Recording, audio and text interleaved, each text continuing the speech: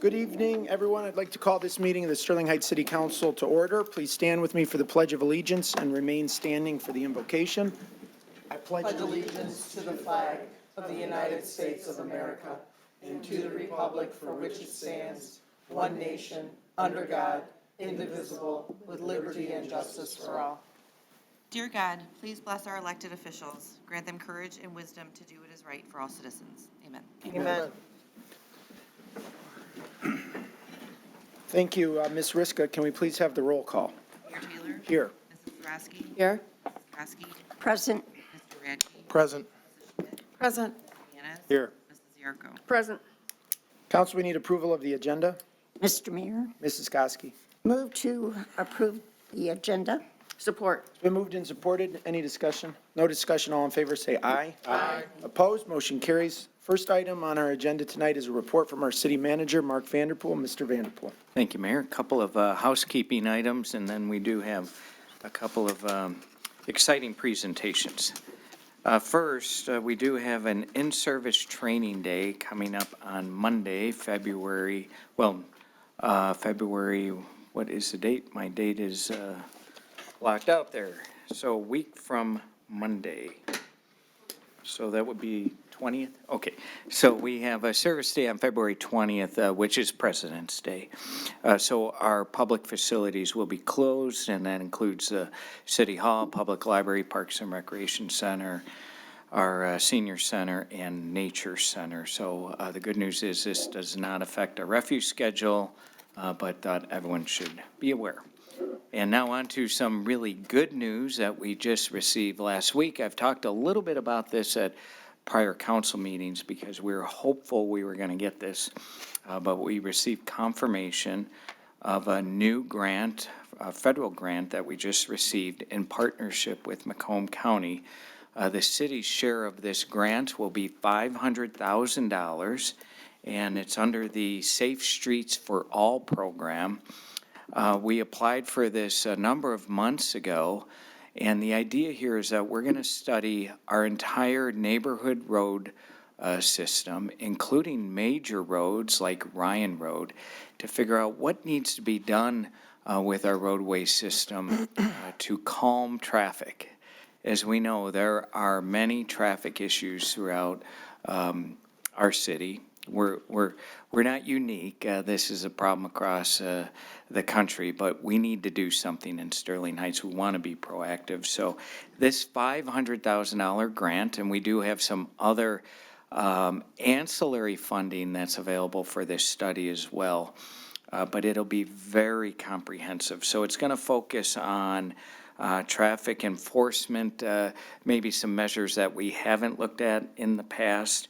It's going to include public education, but most importantly, calming ideas like speed humps, speed dots, traffic circles, additional medians to narrow roadways. For example, on Ryan Road, which is a big racetrack through our city, we need to look at that roadway and how best it's going to function over the next 50 years. And traffic calming measures like a median, jetting out some of the intersection curbways and walkways, slowing down traffic, making it more pedestrian friendly, not to mention aesthetically pleasing as well. It'll be a major part of this study. Road markings, we're piloting this right now on Viceroy. We're actually painting the speed limit on the pavement. It's very large, you can't miss it. So in addition to the signs that we've put up along Viceroy, we're going to have these pavement markings. It's a pilot program. We're going to be studying this further in neighborhoods across the city through this study. So you can see this is very comprehensive. It'll take months to get through this. And part of this study will also be setting up a process for which to review neighborhood roads when residents call to report traffic problems. So we want to make sure that process is very user-friendly. You can do it from a portal on our website. You can request certain traffic calming measures that are part of our program, including potentially traffic circles, mini circles. in neighborhoods on intersections that slow down traffic. We know stop signs aren't the solution because vehicles then race from one stop sign to the next, exacerbating the problem. So really good news. I want to thank the city council and the mayor for their support on this. When we started out with this, it was a mini study that was going to be focused on speed humps. And there wasn't a lot of interest to proceed with this study on that premise alone. So we realized we needed a much more multifaceted study. So it took support of the council to get this grant, including the mayor, who made personal pleas with Secretary of Transportation Pete Buttigieg to help get our funding. So we're really thankful for that. I could talk on and on about that, but I guess that's enough. Also, I wanted to draw attention to the screen because we are well along in our rental assistance program. We receive funding through our CDBG program to offer assistance to residents in need to offset some of their rental expenses. This has turned out to be, the good news is it's been a very effective program. But we've only had 14 households in Sterling Heights that have participated in the program. Now, I say that's good news because the need doesn't appear to be as great as we might all think in the community. And I say that because we did widely promote this program so that we feel residents were well aware of it. Nevertheless, we want to keep the program going. We've helped 14 households, providing on average up to $6,000 apiece in rental assistance. We have 7 applications going through the queue, but we're going to keep looking at some ideas statewide and with federal funding that we can continue this program. Absent any additional funding, it would end after the 7 applications that are currently going through the queue. But for those who do need the assistance and do have financial hardships in our community, we want to be sure we can help them. This is some of the marketing material we've used. It's been on our website, and it's as I mentioned, been widely publicized on social media, through our listservs and so on. Continuing on, we do have a couple of presentations this evening. I'm very pleased to introduce our Beautification Commission Chairman, Gary Isom, who's going to present an important certificate to the mayor and the city council. Thank you, Mark Vanderpool. Good evening, Mayor Taylor, members of City Council, Mr. Vanderpool, and Mr. Gazuski. My name's Gary Isom. I'm the chairman of the Beautification Commission.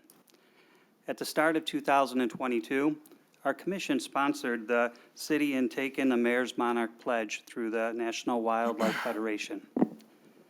Over the past 12 months, we have worked towards fulfilling this pledge by completing certain action items with the help of our city leadership. Some of these action items have included creating a proclamation designating Mayor's Monarch Pledge Day on April 22nd. We planted milkweed at the Children's Library Garden. We hosted our annual plant exchange at the Nature Center. And we handed out 1,000 milkweed seed packets along with a flyer about the importance of milkweed as we marched in the Memorial Day Parade. And we hosted a monarch-themed luncheon at our community center, which featured a presentation from Master Gardener on a monarch butterflies. On behalf of our commission, I am proud to present a certificate from the National Wildlife Federation recognizing Mayor Michael Taylor and members of Sterling Heights City Council for their leadership in taking the Mayor's Monarch Pledge so that these magnificent butterflies will once again flourish. This commitment will restore habitat for the monarch butterfly and encourage local citizens to do the same. The Beautification Commission thanks you all for leading the way in this initiative. Thank you.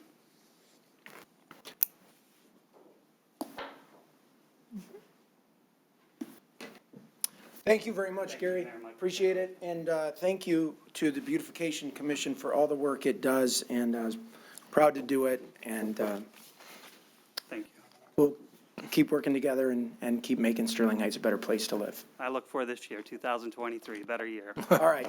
Thank you for Gary Isom and our beautification commission. Thank you very much, Mayor. And now I'm really pleased to introduce our Library Director, Tammy Turgeon, who's going to talk a bit about the 5-year strategic plan that the library's been hard at work on. Just a prelude to this presentation, many of our departments have gone through updating 5-year plans. The fire department's currently going through their 5-year plan. And the DPW finished their 5-year plan a couple of years ago, and now it's the library's turn, and I think they've done a fantastic job. And what's important to mention is that all these departmental 5-year plans feed into the city's overall arching strategic plan and Visioning 2030 and soon-to-be Visioning 2040 plan. So with all that, I introduce to you Tammy Turgeon. Ms. Turgeon. Good evening, Mayor Taylor, members of the City Council, Mr. Vanderpool, and residents. I'm excited to speak with you tonight about the Sterling Heights Public Library's strategic plan. The process began last year with the library hiring Rethinking Libraries to move us through the process of developing the plan for the next 5 years. Rethinking Libraries gathered statistics to compare us to other community libraries in the state as well as nationally. They gathered community input by holding 11 stakeholder sessions with residents, library staff, the library board, and city leadership in person and virtually. A community survey was conducted at the same time with 658 respondents. We received people that are both library users and non-users input. After all this data was collected, we had a day-long retreat held at the community center with library staff members, board members, city leadership, and residents to craft a vision, mission, values, and strategic plan that encompasses what this library strives to be. A vision is not a forecast, but a version of the world we want to create. It's created in concert with the values of the stakeholders, both residents and staff. The vision statement unites everyone around one vision and then drives the strategic plan. The City of Sterling Heights 2030 vision statement has laid the foundation for formal plan updates, service delivery plans, and enhanced outcomes throughout the city and helped to guide the library's direction as well. The new Sterling Heights Public Library mission is encouraging innovative living through literacy, discovery, and community. And our vision is an engaged community where all can discover, learn, and grow. Based on all of the input received, the retreat attendees worked with the consultants to develop a list of our values. We value community focus, continuous improvement, learning, being welcoming, being open-minded, being forward-thinking, and inclusion. The 5 focus areas that we developed for the library strategic plan are elevated resources, supported staff, outreach and partnerships, an aware community, and adequate funding. I'll quickly review each one. For our elevated resources focus, we are going to explore and develop efforts that improve the quality and usability of library resources and services, and our outcome will be higher and more satisfied resource usage by the community. Top potential initiatives for this first year that we're looking at adding are a video game collection and a library of things. Our supported staff focus is to invest more in the staff of the library to improve effectiveness, increase efficiency, and staff job satisfaction to meet the current and future needs of our residents. The outcome is a happier staff, better positioned to support the community. One initiative we're going to start is to provide more training opportunities for staff, including those available through the city and through statewide library organizations. Our outreach and partnerships focus is to elevate the emphasis on outreach services and partnerships and take those efforts beyond the walls of the library. Our outcome is a more robust ecosystem of connection and support to the community. One initiative for this first year is to have an outreach committee at the library find new partners to build mutually beneficial relationships with, and to do this regularly with intention to expand our reach. Our aware community focus is to increase awareness, usage, and appreciation and financial support of the library from across the entire city. Our outcome is a community more aware of what the library offers and the impact it makes. One initiative we'll be looking at is developing a marketing plan for our youth department this first year, and then each year expanding to other service areas of the library. The final area of focus is adequate funding to get the library's funding up to Michigan averages to better support its efforts in serving the community. The outcome would be a library better financially supported and positioned to continue its positive impact on Sterling Heights residents. One of our top potential initiatives is to work with both city leadership and grassroots efforts to move funding improvements forward. Regarding benchmarking, Rethinking Libraries created a cohort of Michigan libraries, a Midwest cohort, and a U.S. cohort. There's also an aspirational cohort, which are libraries that are designated Library Journal Star Libraries. All of the benchmarking was done with libraries of similar size, although the Michigan cohort had more libraries with less population, as we have one of the larger service populations in Michigan. All this data was taken from the Institute of Museum and Library Services 2019 Public Library Services dataset, which was the last year not impacted by COVID-19 disruptions. When we look at the total expenditures per capita, the visits per capita, the physical materials circulation per capita, the number of full-time equivalent librarians per 10,000 capita, and the total number of full-time equivalent staff members per 10,000 capita, Sterling Heights is much lower than all of the cohort groups. There are many options available to increase the library's budget, including levying a millage, whether it be through city council or as a ballot proposal. The library can also form a district library with neighboring communities or join an existing district library. These options would involve ballot proposals and would move the library out of the city department structure, and the new library would become a separate taxing authority. As you can see, we have a lot of work ahead of us. I'm meeting with the library management team this week to finalize our 2023 action plan, and we will be doing that each year. And I will provide a copy of the findings book to City Council with all of the benchmarking data, as well as the survey results and the focus group input. I know we'll need to do some brainstorming, and increasing costs to residents is difficult. However, I'm open to working with City Council, City Management, the Library Board, and residents on how to tackle the funding issues for the library so that we can implement many of the enhancements that residents requested, including additional library locations, additional full-time staff, and increased hours of operation. This is really an exciting time to be setting the stage for the next 25 years regarding the library's services. With the city's Visioning 2040 planning coming soon, the new lakeside development, and all the wonderful parks and recreation amenities, it's important to carefully consider all the options that are available to improve our library. And having a regional perspective by previously serving as the Suburban Library Cooperative Director, I think that will help me work through the ideas that will provide the residents of Sterling Heights with the library services that they deserve. The Sterling Heights Public Library's new mission, vision, values, and strategic plan will guide us as we all move forward in the same direction to make the Sterling Heights Public Library the best that it can be. I welcome any additional City Council feedback, and I'm available to discuss ideas with you at your convenience. Thank you.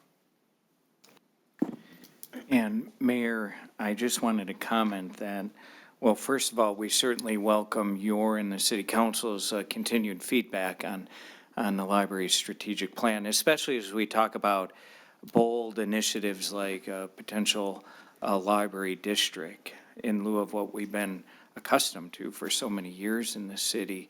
That's going to require a lot of engagement with stakeholders and certainly be incorporated into our Visioning 2040 process. But I wanted to mention that Ms. Turgeon's very humble.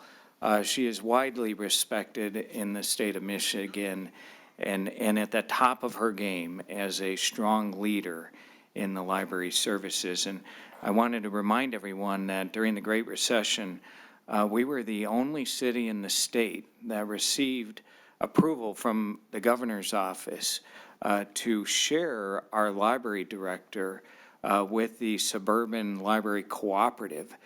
So Tammy served as both our library director and the Suburban Library Cooperative Director. Fortunately, their location was also located in Sterling Heights, so that worked out well for us.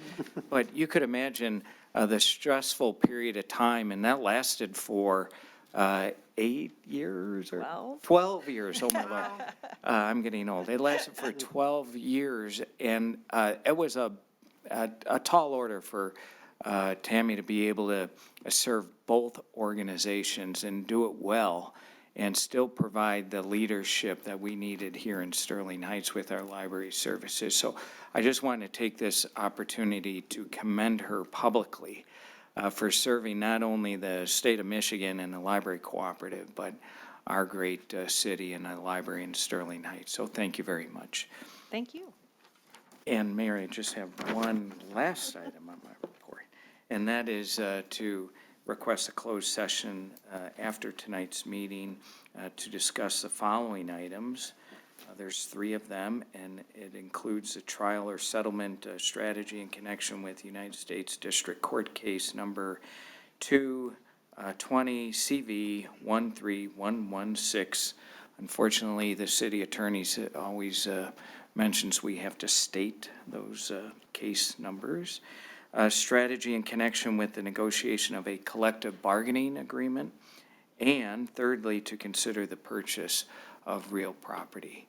And that concludes my report this evening. Thank you.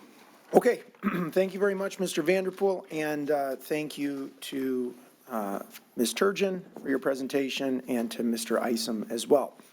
The next item on our agenda tonight is a public hearing, and this is to consider the application by Ben Meldrum on behalf of Meldrum Properties LLC for a residential planned unit development known as The Flats on approximately 2 acres of land situated on the west side of Utica Road, south of 19.5 mile, PPUD 22-0002. And we do have a presentation. I'm not sure which one. Mr. Parcell, you're going to take it? Okay, it's yours. All right. Good evening, Mayor Taylor, members of City Council. Very excited to talk to you about this project tonight. We have here a proposal at 43451 and 43503 Utica Road for a PUD multifamily apartments. The applicant here is requesting approval of a PUD, a planned unit development, which would grant and permit a four 2-story multifamily apartment buildings. In total, there would be 32 units on site. The site is currently zoned Technical Research Office District. However, with the PUD, they're allowed some regulatory flexibility, as we'll get into in this presentation. This is located in a traditional mixed-use development node, designated as traditional mixed use in our master plan and also part of our North Van Dyke Avenue district. The existing land use is vacant. It would be an entirely new development on a 2-acre site, and it was recommended for approval by the Planning Commission at the October 10th meeting last year. So you'll see here the zoning map. As I mentioned here, it is in the Technical Research Office District. The hashing on the map shows where the traditional mixed-use overlay district is. This is one of the northernmost properties within this overlay. There's commercial and industrial both to the north and to the east, with single-family residential to the south and a mobile home park to the west. The master land use plan designation for this site has it as part of a mixed-use node. It is also included in the North Van Dyke Avenue master plan. This plan calls for higher density of multiple family residential developments with focus on walkability, moving the site closer into alignment with the designation for both of these plans. Though it is a singular use, it opens the door for a future of mixed-use development down the road as an introduction to the district as part of the northernmost district of this overlay. You'll see here from the aerial view, I believe, as you see, the entire site is vacant. Utica Road is to the right on the photo here. To the north is an entrance to the industrial property, and then this over here is commercial. This is just a bit of a higher up view. You'll see the mobile home park to the right, which is Sterling Estates Mobile Home Park, and then continued kind of industrial and commercial uses up to the north. This is to the south. The house or the structures immediately to the south are part of a single-family residential zoning district, and here on the left side of the screen, which would be the east, is a car wash. And finally, you'll see the more densely kind of developed mobile home park exactly west abutting this property, which is located right here. So here's the site plan. Essentially, they're looking for these 4 different individual structures, each one containing 8 residential units. people would enter into into the development off of Utica, which if you look here at the site plan for reference, this is to the north, so Utica is right here, through one drive. Most of the parking, with the exception of these 7 spaces, is nearly entirely hidden from the road. It's all hidden behind the buildings, giving it more of a feel of density and walkability. And there is approximately 10,000 square feet of pathways that are developed throughout here, connecting it to a newly built sidewalk that will be on Utica and connecting all of the buildings within the site. To the back here is 9,000, I'm sorry, I keep moving around on Canva, 9,470 square foot of available recreation space as well. This was parking lot that was removed, or additional parking spaces that were removed at the Planning Commission's recommendation in October. Right here is a turnaround for getting in and out of the structure. And then over here is where the dumpster would be located. It's approximately 42 feet away from the mobile home park to the west of the development. This was moved per Planning Commission recommendation also, which we'll touch on in a moment. The applicants have proposed a relatively robust landscaping plan. That we'll get into this more in one of the modifications, but you'll also see on site, to help kind of the pedestrian amenities, different bike racks that are placed throughout the site. So there's one right there, some in front of the units to kind of help the pedestrian feel of it. But they have a robust landscaping plan that goes above and beyond, particularly in the shrub planting on site. Here's the elevations.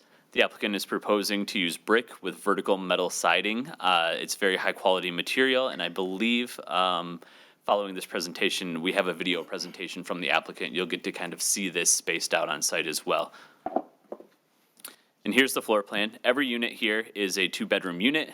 Each one has a kitchen, 2 bathrooms, laundry in the suites, a living and dining room area, and then 2 bedrooms.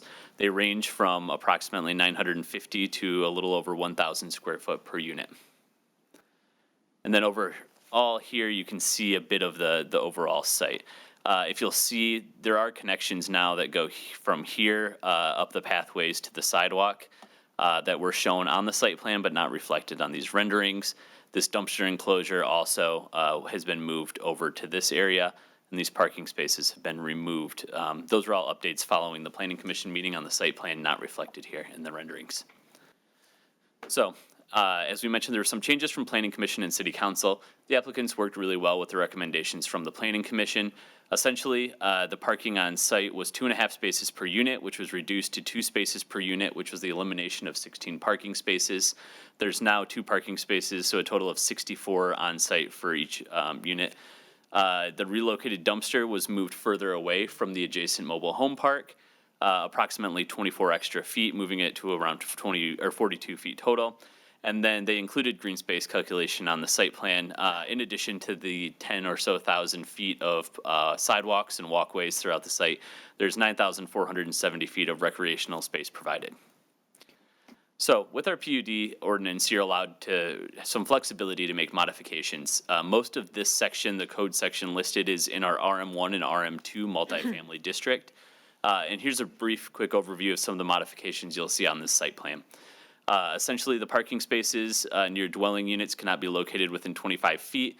The applicant's proposing 7 feet of parking or of distance between a parking space and a dwelling unit.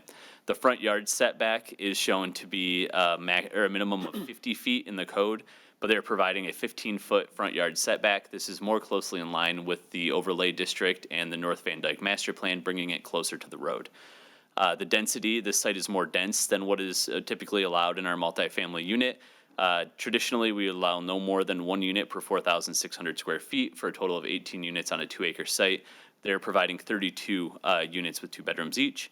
The side yard setback, they're providing from the northern property line, which if you recall is commercial, I believe it is Power Precision Industries, a 12-foot setback with landscape screening in between the 2 properties. And then the spacing between buildings on a much larger site, we generally require 42-foot separation between buildings. Here, in line with the increased density of the district, there's a building separation of 20 feet.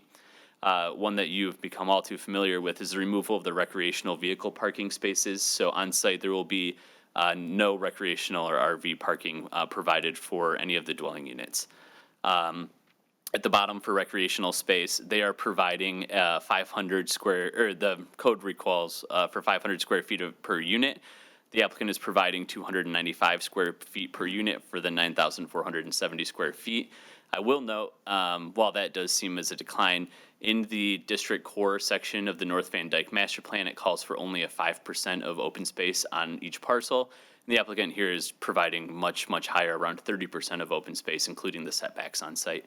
And then finally, there's a screening requirement of a 6-foot-high decorative fence or masonry wall. To better blend into the district, the applicant is providing landscaping, as shown on the landscape plan in your packets, where we do believe that they meet our landscaping requirements at our first review, and they have provided additional shrubs on site to help screen some of the more intense uses surrounding it. So this here's an application for our planned unit development. We discussed this in some depth at strategic planning, but essentially this allows some flexibility in the regulatory aspect of our zoning ordinance. This helps the city move things more closely in line with our master plan based on the underlying zoning. So where this is zoned technical research office, the master plan here is calling for more dense residential housing with the intent of being walkable. And going through the PUD process and going after the modifications proposed in their initial site plan really helps bring them in kind of closer orientation for what we're looking for in this area. If we go to the next section, generally with the PUD standards, the Planning Commission does the first review of this. This happened at the October meeting. They look for everything in the site plan, making sure that they meet kind of the conditions. From there, we draft a PUD agreement to provide it to the applicant for review, and then we bring it to council, which is where we're at tonight. In between these two meetings, like I mentioned, the applicant did a really great job of taking the Planning Commission feedback and providing updates to the site plan that's been shown to you. And now, essentially, with a vote tonight, this does not constitute final site plan approval.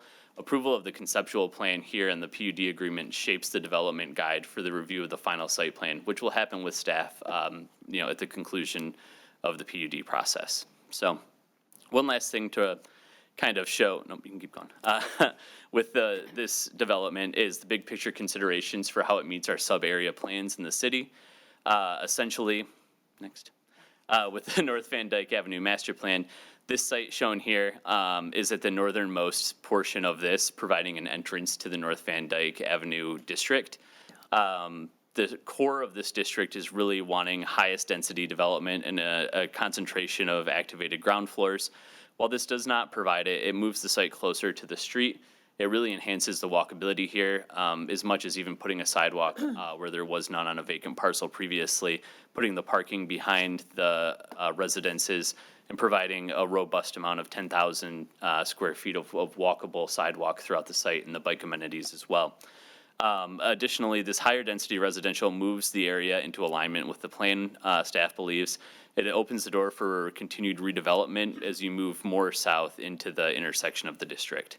And then with the sustainability plan adopted last year, when we look at sustainable land use patterns, the city recommends that we'd benefit from changes in land use patterns that recommend a more long-term viable development pattern that includes higher density uses and reliance on public transportation near some of our major transportation nodes, and then a sustainable housing mix.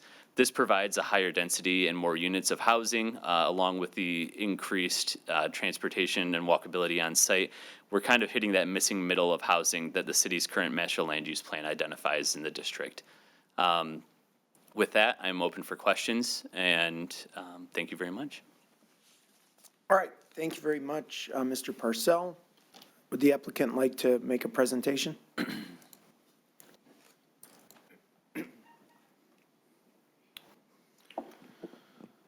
Good evening. Thank you for having us. I'm here tonight. My name is Ben Meldrum. This is my partner, Paul Meldrum, and our legal, Ben Aloya.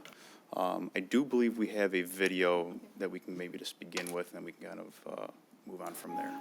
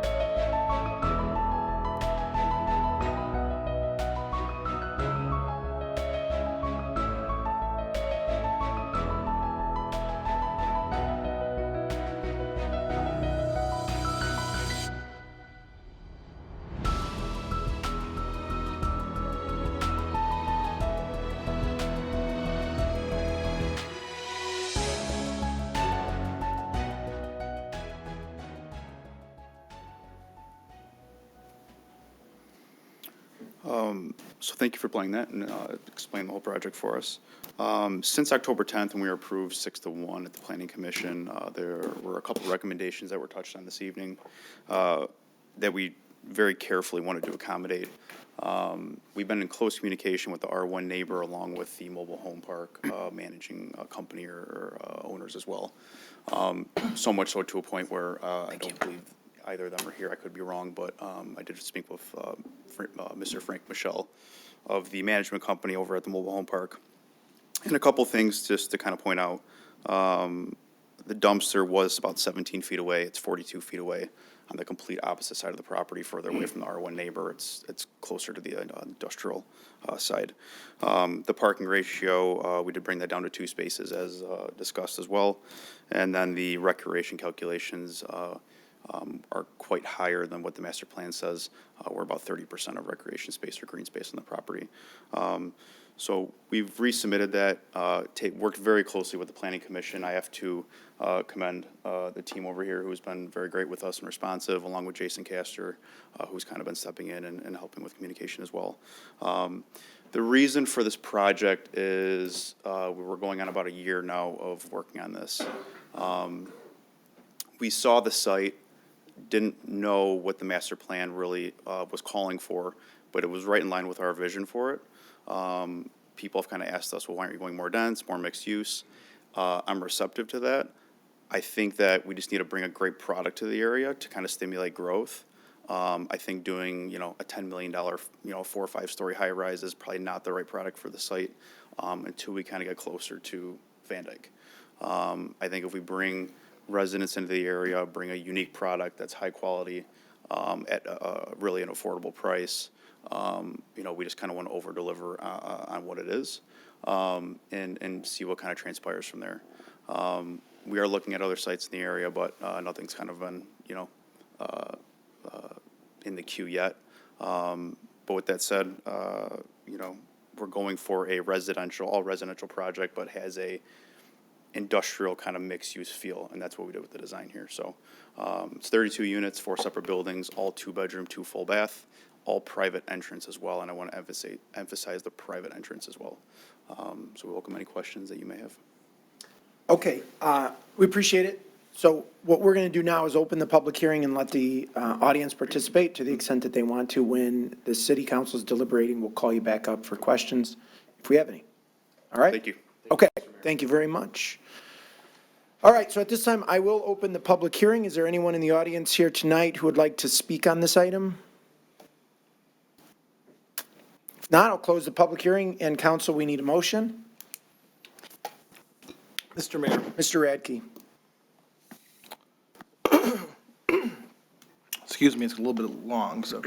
Resolve to approve the application by Ben Meldrum on behalf of Meldrum Properties LLC for a residential plan unit development known as The Flats, on approximately 2 acres of land situated on the west side of Utica Road, south of 19.5 mile, PPUD 22-0002, second one this year, I guess, subject to the terms and conditions set forth in the plan unit development agreement, and authorize the mayor and city clerk to sign all documents required in conjunction with this approval on behalf of the city. Support. It's been moved and supported. Any discussion, Mr. Radke? Yes, thank you, Mr. Mayor. It's quite a mouthful.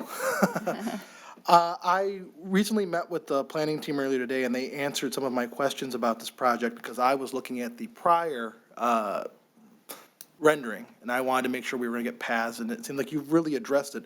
I have a few questions, though. So through the chair to Mr. Meldrum, I guess, if you can answer it. Looking at your concept plan, I really like it. I really like the idea of densifying this part of the city. You've seen our sub-plan for the mixed-use district. Obviously, you're buying into it.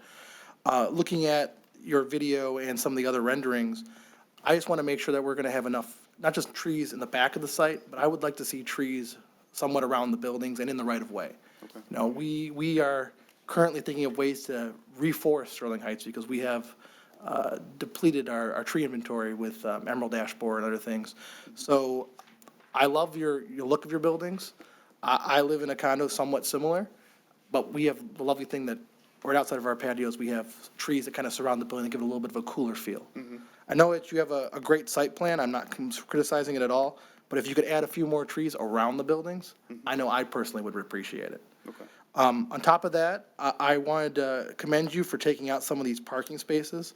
We recently had a report given to us that basically said that almost all rental properties in the city are single-person occupant, even if they're two bedrooms or whatever. So I think even now, I think we're doing two spaces per. Our ordinance says 3. We're changing that, by the way. We just haven't got the report quite yet to change it. But I'm curious if you think that that's the right amount, if you think it should be even less. Like, what are your thoughts on the parking requirements on the site? Yeah. First thing, if we can just touch back on the landscape, I just Sure. want to point out on our frontage, we are adding 4, 8, 9, 10, 11 trees to our frontage right there. Right. So, just depending on how mature those get, we do have those planned at the moment. With that said, in regards to parking requirements, I actually was introduced to, and I'm going to forget the company name out of Chicago, who's doing some, Design workshop. yes, design workshop. I had a conference call with them.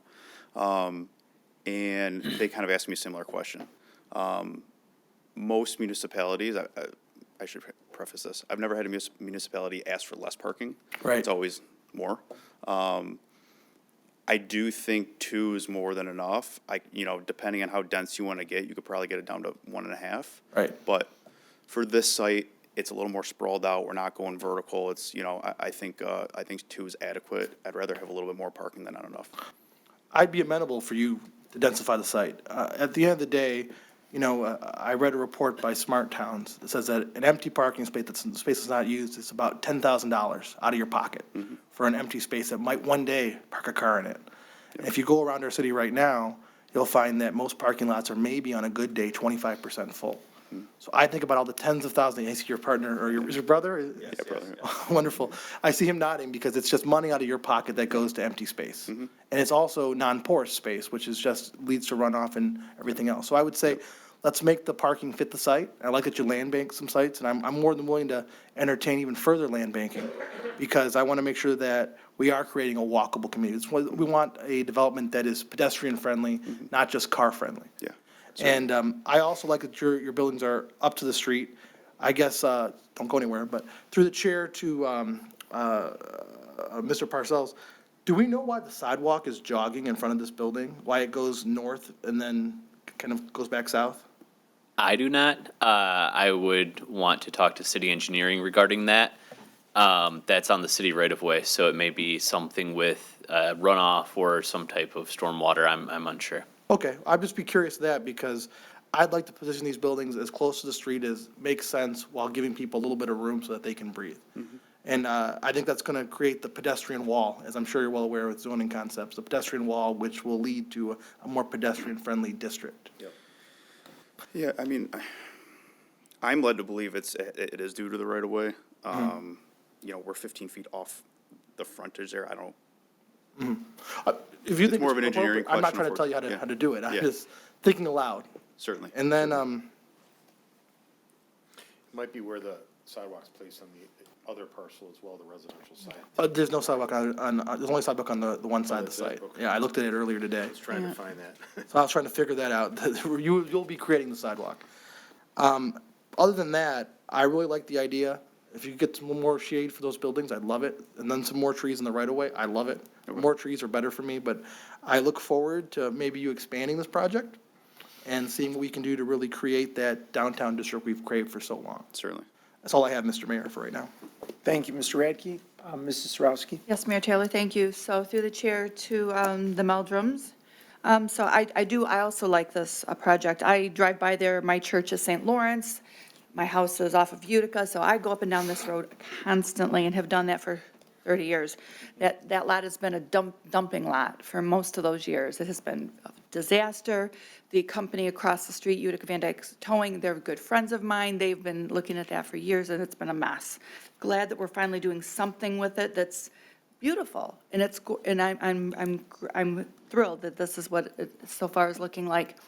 I'm reading the Planning Commission minutes, and I am absolutely shocked that 2 of our greatest naysayers who do not normally applaud our business developers, especially PUDs, have applauded you in this development. I am going to commend you both. Thank you. and your lawyer as well, because he's representing you well. So this speaks very highly of the project. Those two, just in of themselves, because we never get good compliments from them, they're complimenting you, so yay. But also I like to see that this is how it impacts the neighbors, and making sure that they're not up in arms, that they're looking at this like, oh, is this going to impact them and it's going to be negative? No, actually, the residents right next to it, the single dwelling residents as well, I don't see comments specifically from the multifamily or the mobile home dwellings, but I do see comments from the neighbor right next door on the south, and she's saying that it looks beautiful. She is asking for a little bit more tree frontage or next to her, for canopy or for blocking some of just for a little bit of fencing, but not fencing, so tree. Shielding. Shielding, thank you. That's the word I'm looking for. Lawyers are so good at that. And, Put words in your mouth. yeah, words, yeah, they do put words in your mouth at times, but they're good for that as well, giving you good words. So if we could give it a little bit more trees that could help her with that, because I understand that it's just a little bit more privacy as well. That would be what I would ask. But other than that, I'm really happy with this. I think this is a great plan. It does hit with our master plan. It does hit with the mixed use in this, or it's not quite mixed use, of course, because it's only housing and residential properties, but it does hit with what we are looking for to an extent with that area, so I'm happy with what we're doing. Building looks great, happy to see it. Question about the price point. What are we looking at for the units? So, I mean, for a new product, you're gonna be somewhere around $1.60 to $1.69 a foot. So at 1,000 square feet, you're probably $1,600, maybe $1,700 a foot, or, $1,700 a month. Okay. These aren't $2,500, dollar a month rentals. These are, Kind of middle of the road. yeah, yep. A little So, bit middle and of that's the what a road. lot of people aren't developing these days. We want to do a blend of that quality with an attractive price. Right, because you are going into an area that is not, it's a little bit middle class, and you don't want to outprice yourselves. Certainly. We're very familiar with the area. We actually own New Wave Laundromat. Okay. Yeah, so, So you know what your clientele will be. certainly. Okay, very good. And that's all I have, Mayor, thank you. Okay, thank you, Ms. Sarowski. Anyone else, council? Mayor Taylor? Mrs. Schmidt? Just briefly, some of my questions were answered already. So I'm glad that you moved the dumpster. That was a big concern of mine. However, I wonder about the residents in building 1 and 2 have to go all the way to the back of the property. Was that considered? Yeah, and with another project on another side of town that we're actually working on, we have a similar issue, just to it being very narrow, but in any event, it's into consideration. It's not, from doing a lot of these projects, it's not a large objection from residents. It's just not. Okay. Unfortunately, you just can't have dumpsters everywhere. Right. It actually kind of clutters things, and I think they actually prefer that. So it was taken into consideration with the size of the site and where it was, and trying to accommodate our neighbors. We feel the best option for it. I wouldn't want to put one anywhere near Utica Road. I think it would just be an eyesore. From past experiences, it doesn't seem to be an objection from residents, so. Okay, well, I'm pleased with the repositioning anyway, Thank you. so it was just a thought about those, building 1 and 2. Will you have management on site, or is it going to be, who's going to be? Unless you're getting to about 100 units, these developments are very tough to have management on site. So to answer your question, Self-managed. yeah, it'll be self-managed though. We're real estate brokers, and we intend to manage it ourselves. So you will be hands-on Yeah, certainly. and available 24 hours? Okay. What about any security? Have you given any thought to any security measures on the property? Yeah, again, with a size of a development like this, it's hard to accommodate all that, and that's why you have large developers like the Wedge who need to build such a mass to bring all that in. For this size product, it's very difficult to accommodate that from a cost standpoint and everything else. So to answer your question, cameras or things like that? Yeah. Not security on site? Yeah, not security on site. We are certainly No, receptive. I'm talking about cameras Yeah, or, yeah, and that's certainly very easy to accommodate, but, to have any type of service on site, it's. no, it's- I didn't mean Okay. service. I meant cameras. Yeah. That's Yeah. what I meant. I'm sorry, I wasn't clear. Thank you. I understood what you meant. There's the lawyer again. No, I figured that size, you would not have an actual physical security. It was also mentioned, that you're eliminating the RV parking, accommodations. I just want to make sure that just because that's been eliminated, RV parking will not be allowed. Yeah, there'll be rules and regulations for the development. It's premature for that at this moment for us. And if this was a condo development, we'd have bylaws and everything else submitted, but, we will have rules and regulations they have to abide by. We just don't have that at that time, so. Okay, I really enjoyed your video. I did not notice like a central gathering place where people could barbecue or gather, a fire pit or something. Is that in the works, or is everybody kind of on their own? So to answer that question, the video and the renderings were designed pre-planning commission meeting. We made those revisions. If we can we pull the site plan up by chance?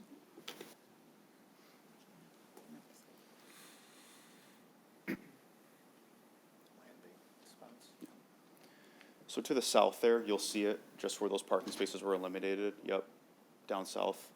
That's where the open recreation space, that's gonna be just Okay. open trees, open green space. If there's kids in the residence or whatever, who want to play football or catch or whatever it may be, they can all be accommodated there. As far as a physical, seating or any type of barbecue area, it's just not there. And I think that there's even larger developments that don't accommodate that at times. So, that is the designated green space. There's also all the walking paths between the buildings. So, yeah. Okay, maybe a couple benches, Okay. maybe? For parents who are watching their kids play. But other than that, I think it's a lovely project. I'm excited to see something go into a spot that nobody, has done anything with for forever. So that's all I have, Mayor. Thank you. Thank you, Ms. Schmidt. Mrs. Zarko. Thank you, Mayor Taylor. Okay. Through the chair to whoever wants to answer this question. For the entrances to the building, if I'm looking at the site plan, if there's only going to be two entrances for all 8 units, correct? No, there's actually 4 on each side of the building. 4? Yeah, if we can pull let's see, maybe the elevations page.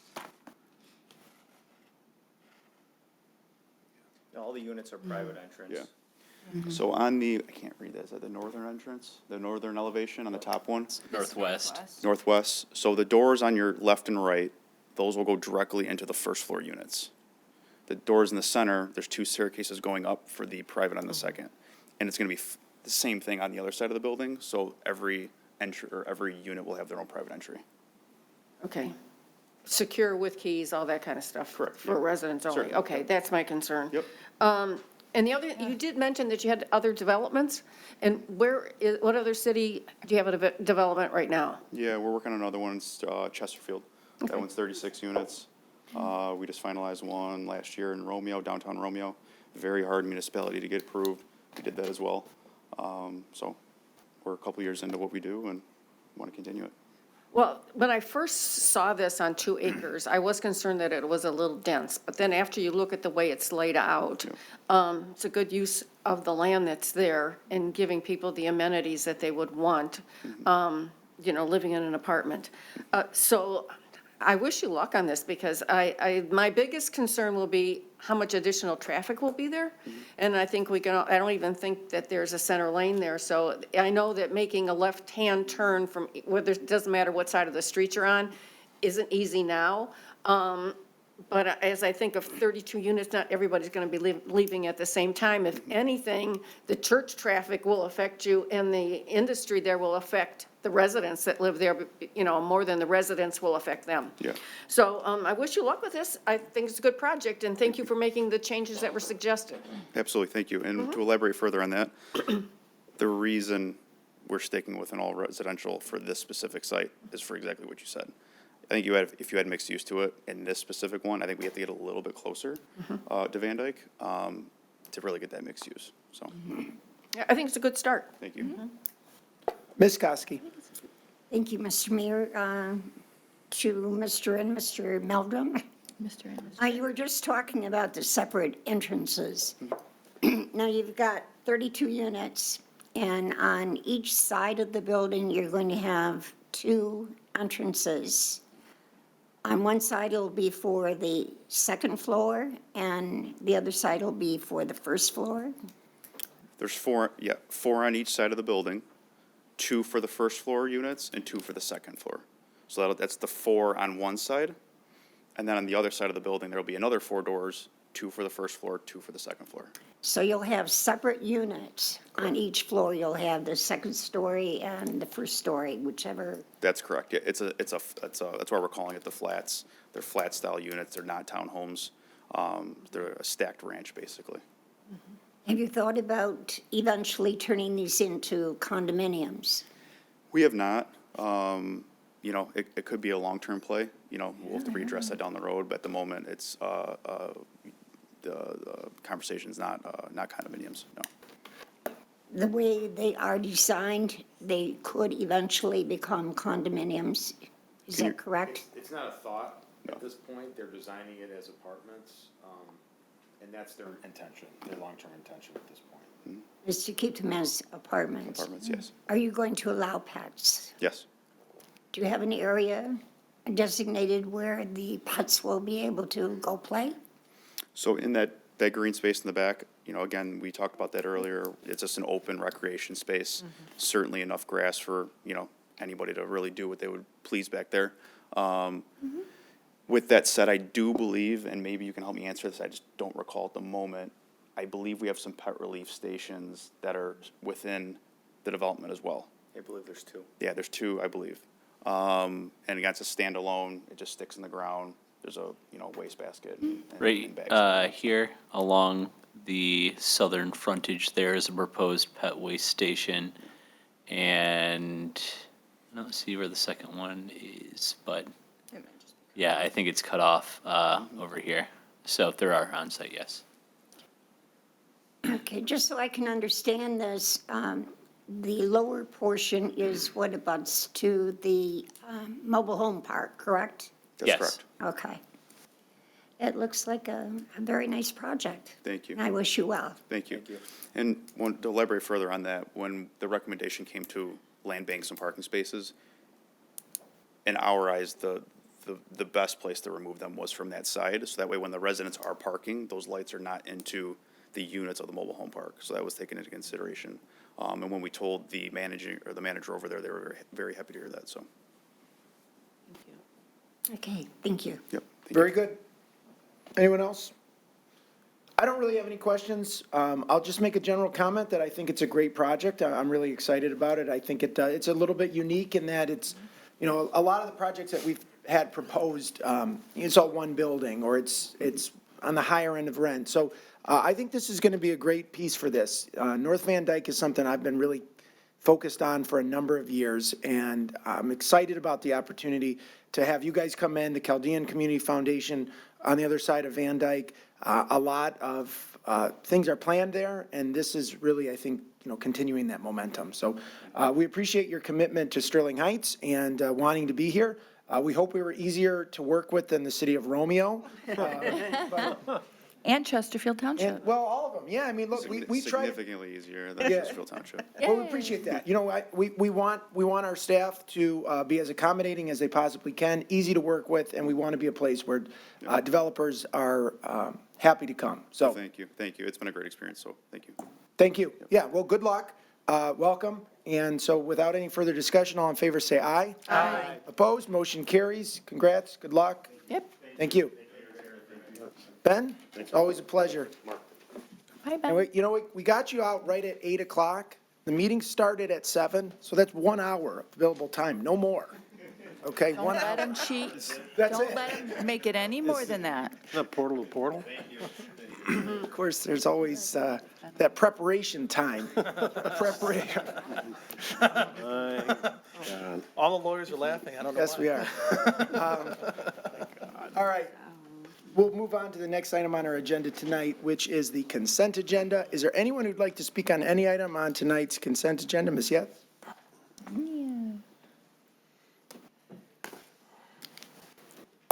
Hello, it's a pleasure and an honor to be in front of everyone again. Good evening, Mayor Taylor, members of the council, Mr. Vanderpool, and Mr. Koszybski. Beginning in 1976, Black History Month is annually observed in February to honor the accomplishments of Black Americans throughout our United States history.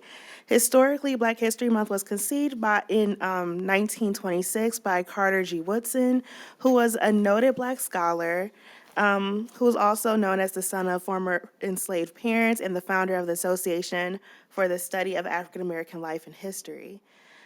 Black History Month recognizes and celebrates the many historical achievements and contributions made by African Americans to the society and culture of the United States. My ancestors and community's achievements and contributions in the arts, civil rights, education, entertainment, government, history, law, literature, medicine, technology, and the military have profoundly shaped and enhanced the development of the United States. We recognize and celebrate that the City of Sterling Heights continues to work toward its vision of an inclusive community where all citizens are welcome, accepted, respected, and safe. In line with that vision, it is powerful to acknowledge for the city to give local recognition to and honor the history and contributions of African Americans in this community throughout the state and nation. With this said, we are excited to participate in the planned local programming that is celebrating Black History Month. To read a few, there is a World of Music and Stories with Miss Audrey, which just took place on February 4th, wherein Miss Audrey of the popular music performers, the storytellers, shared music from around the world, including steel drums, kalimba, kuika, and barambo, and then mixed in a heavy dose of storytelling. The stories were told that were curated for Black History Month, and registration is still open.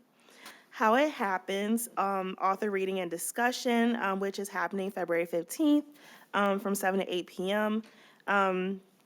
Jean Alicia Elster is the author, and she'll be reading from the novel based on her maternal family history. And this, she will discuss the book's themes and the research process in writing this particular book, and registration opens it opened February 1st at 8:30 a.m. The Sterling Heights African American Coalition's participation in the Macomb Celebration of Black Excellence Awards Gala, which is an amazing opportunity, which also is an annual event where community leaders experience a cultural immersion and celebrate notable African American honorees throughout our Macomb County community.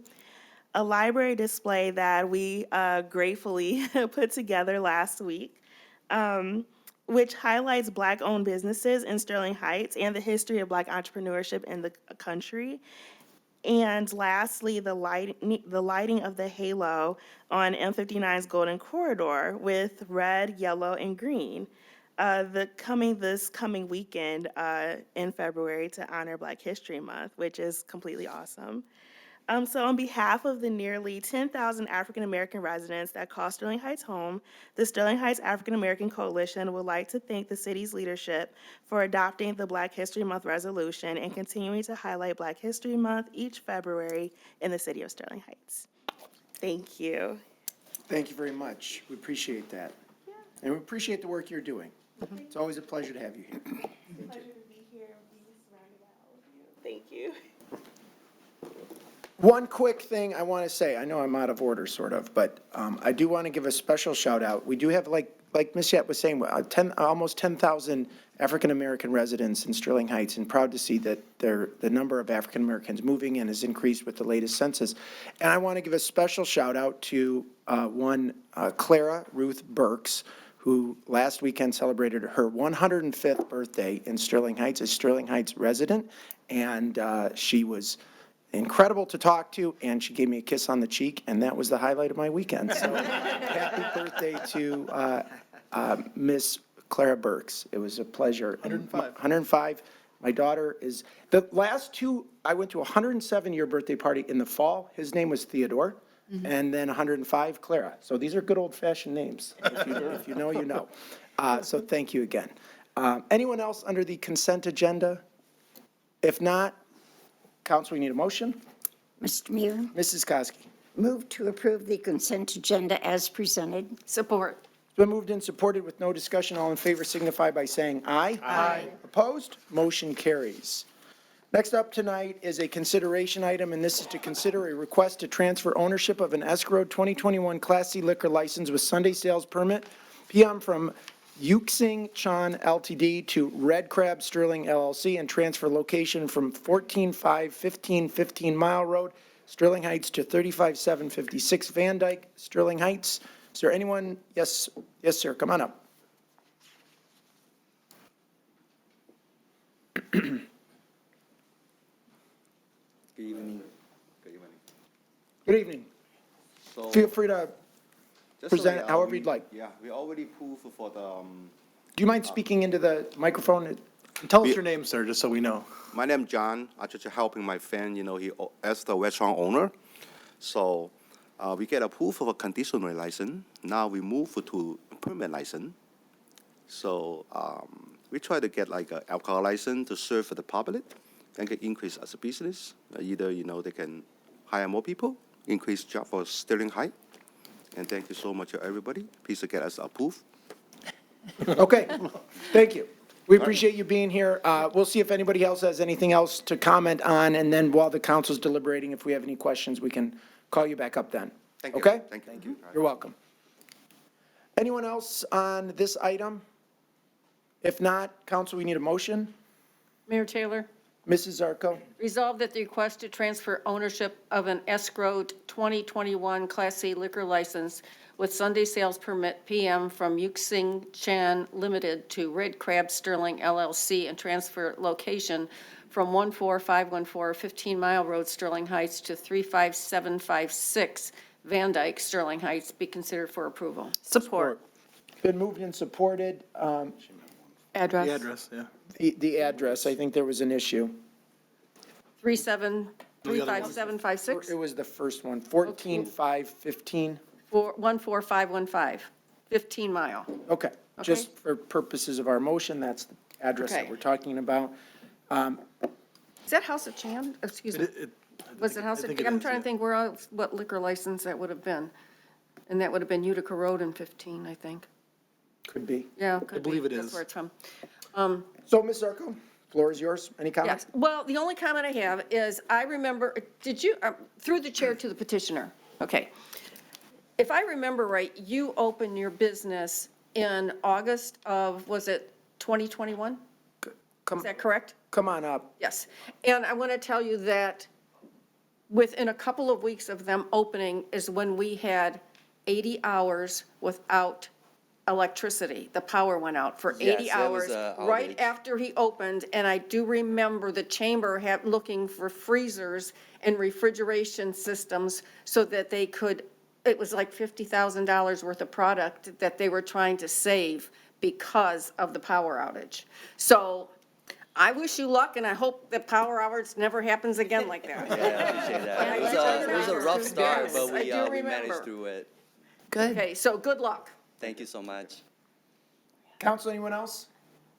Mayor Taylor. Mrs. Sarowski. I have been there. It is a great restaurant. The food is excellent. I am full favor of getting this liquor license because I like to have a little bit of bourbon with my food. So I'm happy to move this forward. So yes, I'm in favor. So all in favor. You're going to have bourbon there?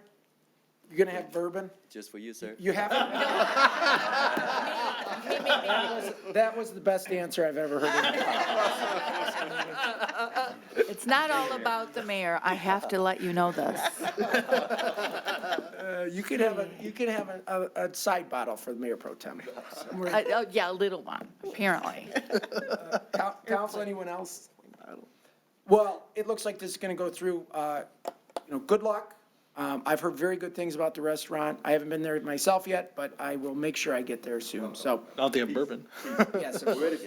I will be there. I will be there. I'll help put a dent in that inventory. So. All right, with no further discussion, all in favor signify by saying aye. Aye. Opposed, motion carries. Congratulations. Good luck.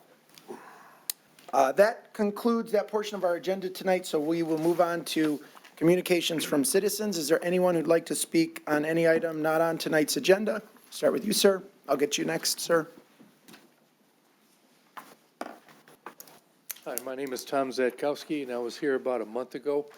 I was the cranky old guy that was living on Viceroy that was not complaining, but mentioning all the issues I had with the speeding and the reckless driving. And I'm very happy to see Mr. Vanderpool with his plans to fix our streets. Very, very happy with that. When they put in the speed limit signs on Viceroy, I had a big smile on my face first time I saw it. So I went down to the police department. I was going to say thank you very much to Lieutenant Allen. I'm not sure if he's here yet. No, he's not here anymore. But he wasn't there, and I talked to the desk sergeant, and she did not have any kind of she didn't know what to do when I said I'd like to give him a compliment. So apparently there's no compliment form that I can do with the city. So I'm here to compliment him, and I appreciate his communication to me. He's been passing along all the information, like you just mentioned here, about all the things that you're going to do. And I just wanted to let you know that I appreciate all the work that you've done. So thank you very much. Thank you, sir. Happy we could help. You next, sir.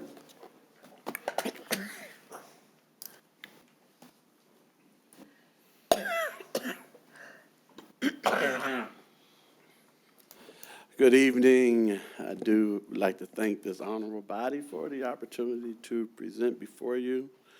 My name is Stephen Hill, Stephen with a PH, Mr. Racky. Like my brother. Yeah, exactly. I reside at 11134 Fairway Drive here in Sterling Heights. I have been a resident, taxpayer, and property owner here almost 18 years now. And just a quick sidebar, I never heard of the, what was that association? I need information on that. But anyway. Yeah, you do. And the red crab guys are gone. I eat there, you can tell. But I came here tonight because I have a concern. I've been here almost 18 years, and I never really pay attention to my water bill. A few years back, I had an issue with some garbage containers. They put a sticker on there, it was too big. Containers I had been using for over a year. And then I was calling and concerned about it. And in the midst of that call, I was told by someone in DPW that because I was being sarcastic about me being a taxpayer.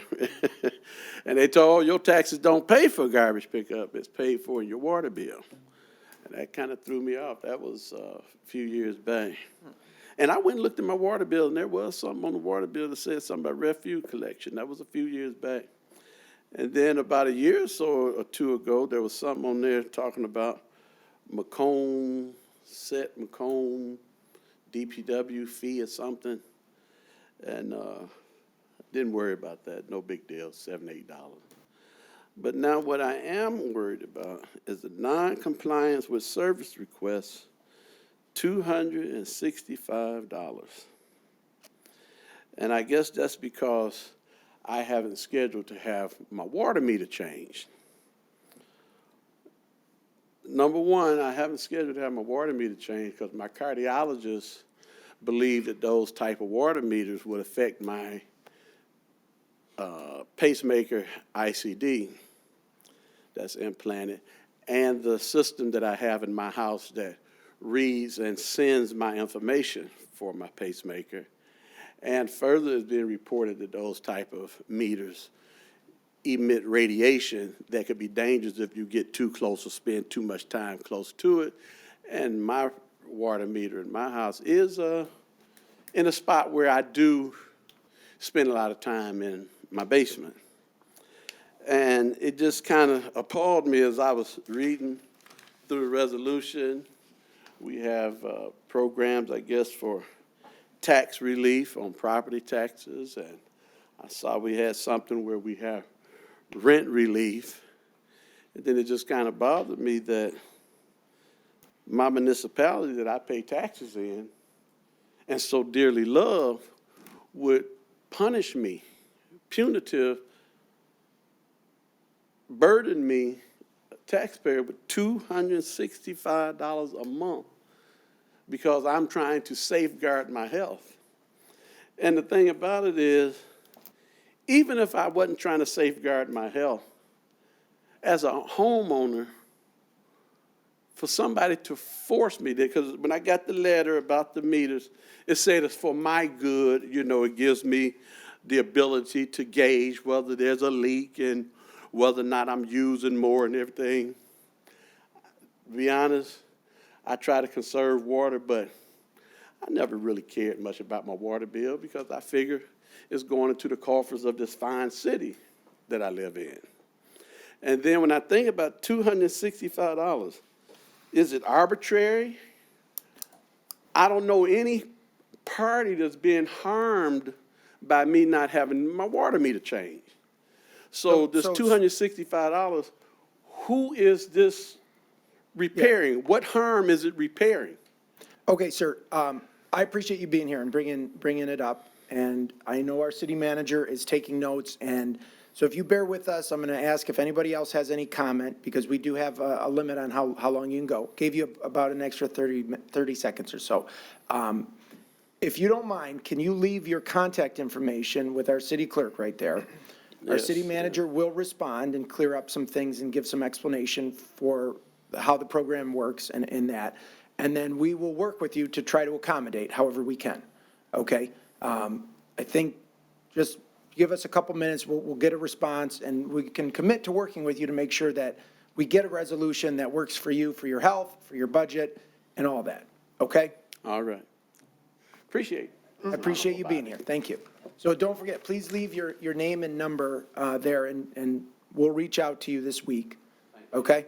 Mr. Inks?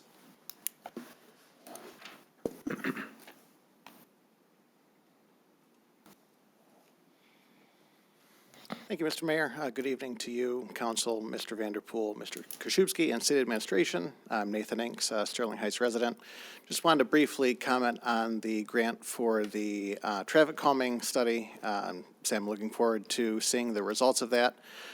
One aspect that I didn't hear Mr. Vanderpool mention, but I hope will be in the study, is looking at the role that street trees and median trees can play as a traffic calming device. There are studies that show that increasing tree canopy along streets reduces speeding, not only street trees, but also median trees. If the city's looking at putting in a median on Ryan Road especially, I think having some median trees there could be helpful.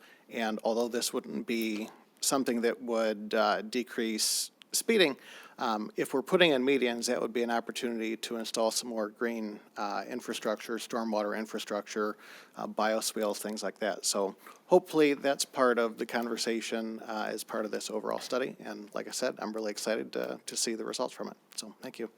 All right, thank you, Mr. Inks. Anyone else under communications? If not, I will close that portion, go on to reports from city administration. Mr. Vanderpool? Thank you, Mayor. I can respond briefly to Mr. Hill's concern about the new water meter installations going on across the city. The reality is we're almost done with them now. We have about 40,000 properties, and the program's gone very well. Almost all of our properties have complied. Those that have not allowed us to go in yet and replace the meters. And by the way, the meter replacement program entails replacing meters that are 40, 50 years old, so they've far exhausted their useful life. So this is definitely necessary. But once we get the appointment scheduled, that fee is then waived. So, Mr. Hill, you don't have to worry about the fee. We just need to get the appointment scheduled to get in. But I understand you need more information on the radio frequencies emitted from the meters. But let me just briefly say, and we'd be happy to meet with you and even talk with your physician and others and go over the radio frequencies emitted by the meters. And the emissions are controlled by the Federal Communication Commission, which determines the safe levels of radio frequency levels in devices such as meters like this and other devices, laptop computers, cell phones, walkie-talkies, microwaves. When you compare our water meters that are now read read remotely, it's a best practice, common technology now used worldwide in most communities across the country. A water meter emits far less radio frequency than a laptop computer, than your cell phone. Not even close. It's not even on the same spectrum, far lower. Way less than the microwave that's in your home.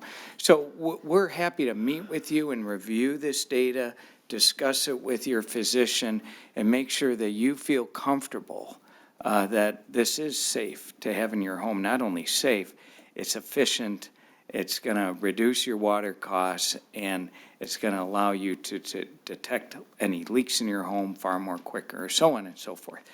So we're glad to have your number. We'll make sure we follow up with you, and we'll be happy to get this resolved for you. Thank you very much. And I just wanted to comment on Mr. Ink's a desire for street trees. You're absolutely right. There's a ton of studies, a lot of good empirical data that shows that tree-lined streets slow traffic down. And so soon, very soon, coming before City Council will be a new program to reforest neighborhoods across the city, planting 12,000 trees over the next decade in neighborhoods, which is going to help undoubtedly. But your point's well taken. We'll make sure that other areas like medians and on commercial corridors are reforested as well and part of this study. So thank you. Thank you, Mayor. Okay, thank you, Mr. Vanderpool. Mr. Koszybski? Yes, Mayor, we have 3 items tonight for closed session. 3 items tonight. Okay, thank you. Council, I will open it up for any reports or new business. Mr. Mayor? Mr. Yanez?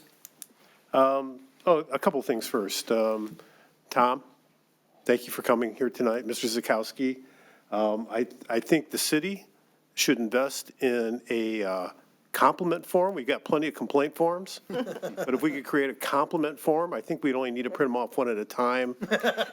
Probably take about a decade to go through a ream of paper. But I do appreciate the fact that you came here tonight and let us know that, hopefully your neighbors feel the same way. That we'll find, and through the chair to Mr. Vanderpool. Mr. Vanderpool, are we monitoring, since we painted that on the street, are we doing any monitoring of an average speed on that street just to see if it's helping or working? Thank you, Mayor. Councilman Yanez, thank you. First, the pavement marking is not installed yet. It will be very soon. Oh, it's not, okay. Unless it was just done today or yesterday, but it's going to take, I think, a couple more weeks to get that installed. We have to get it ordered. It's heat tape that'll go on the pavement. It actually looks really nice. Is there signage there? And it's very large. So this is a speed limit marking that will go on the pavement in numerous areas along Viceroy, and will also say slow down. So it'll be very dramatic. Users will see it. But once we get all these measures in, we will have benchmark data that we'll be reviewing and reporting back to City Council. Be happy to make that available to residents. We did send out a letter to about, I think it's around 1,500 residents in the surrounding area there, explaining these traffic calming initiatives we're implementing on Viceroy. And again, kind of looking at this as a pilot program. Okay, thank you, Mr. Vanderpool. And then I'd also like to point out the fact, Mr. Hill, there's a good chance you probably have a smart electric meter in your house already. And I believe that water meter, as Mr. Vanderpool said, is far less not radioactive, but it's far less radio frequency than most other devices in your home. I appreciate what your doctor had to say. We went through this several years ago when we started installing, or DTE started installing smart meters.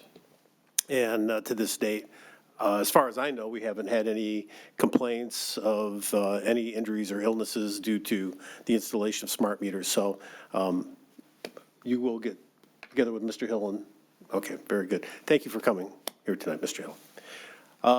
So council, I did contact most of you. Just to let folks at home, I gave everybody a heads up. One thing I don't want to do is, I never want to blindside anybody. I think that's very unfair. But, Mr. Mayor, a couple months ago, we had the marijuana task force give a presentation. They were formed last year. They worked on a paper and then presented to us through the city manager's report. And at that meeting, it was brought up by one of the residents that because the way it was presented, there was no input from the residents. And I appreciate that.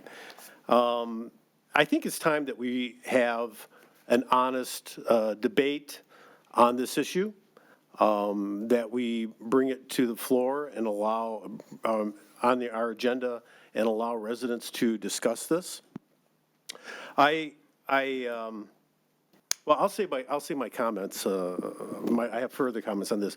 But what I would like to do is I would like to ask, without exception, that city management direct the city attorney to create an ordinance to sell, grow, test cannabis for the state or for the city of Sterling Heights, which would, in effect, allow a number of all the licenses that are available through the state. And that's about as specific as I can get at this point without actually writing the ordinance. I know there's a number of ordinances out there, so I don't want to say that there's model ordinances, but there's a number of ordinances that I know that the city attorney can review. As a matter of fact, I know he's reviewed some already for other reasons, but I'm asking that of the city. Okay, thank you, Mr. Yanez. I guess to Mr. Vanderpool and Mr. Koszubski, what kind of direction do you want from us? So we had this task force formed to review what other cities are doing, best practices, what they would do differently, things like that. Did the task force, I don't recall seeing anything specific about this in the report, but did the task force talk at all with other communities about what's the best way to set the table for creating an ordinance? And in your investigations, was that something that you looked into at all? Because there's 7 of us up here. 7 of us probably have 7 different opinions about what should or shouldn't happen. And if it were to happen, what we would be comfortable with it looking like. So there's some practical issues with just getting the direction to the city council, to the city attorney and city administration. What do you want, before necessarily responding to Henry, or maybe you can, would either of you like to say what kind of direction you would want from the city council, or what kind of process you would like to see play out to get to an ordinance being on the agenda to be voted on, up or down? Either one want? I can Go ahead, respond Mr. first. The mayor was mostly looking at you. I noticed that. Thank you, Mayor. So the problem with the direction of drafting an ordinance with 7 individuals with different ideas and such is that I don't really have clear direction on the number. Mr. Yanez did say all licenses, so I have that to go with. Locations, whether you want overlay districts, whether you'd like a straight-up rezoning, because there's going to be a zoning component, there's going to be a licensing component, so it's more than one ordinance, it's dual. So for me, I think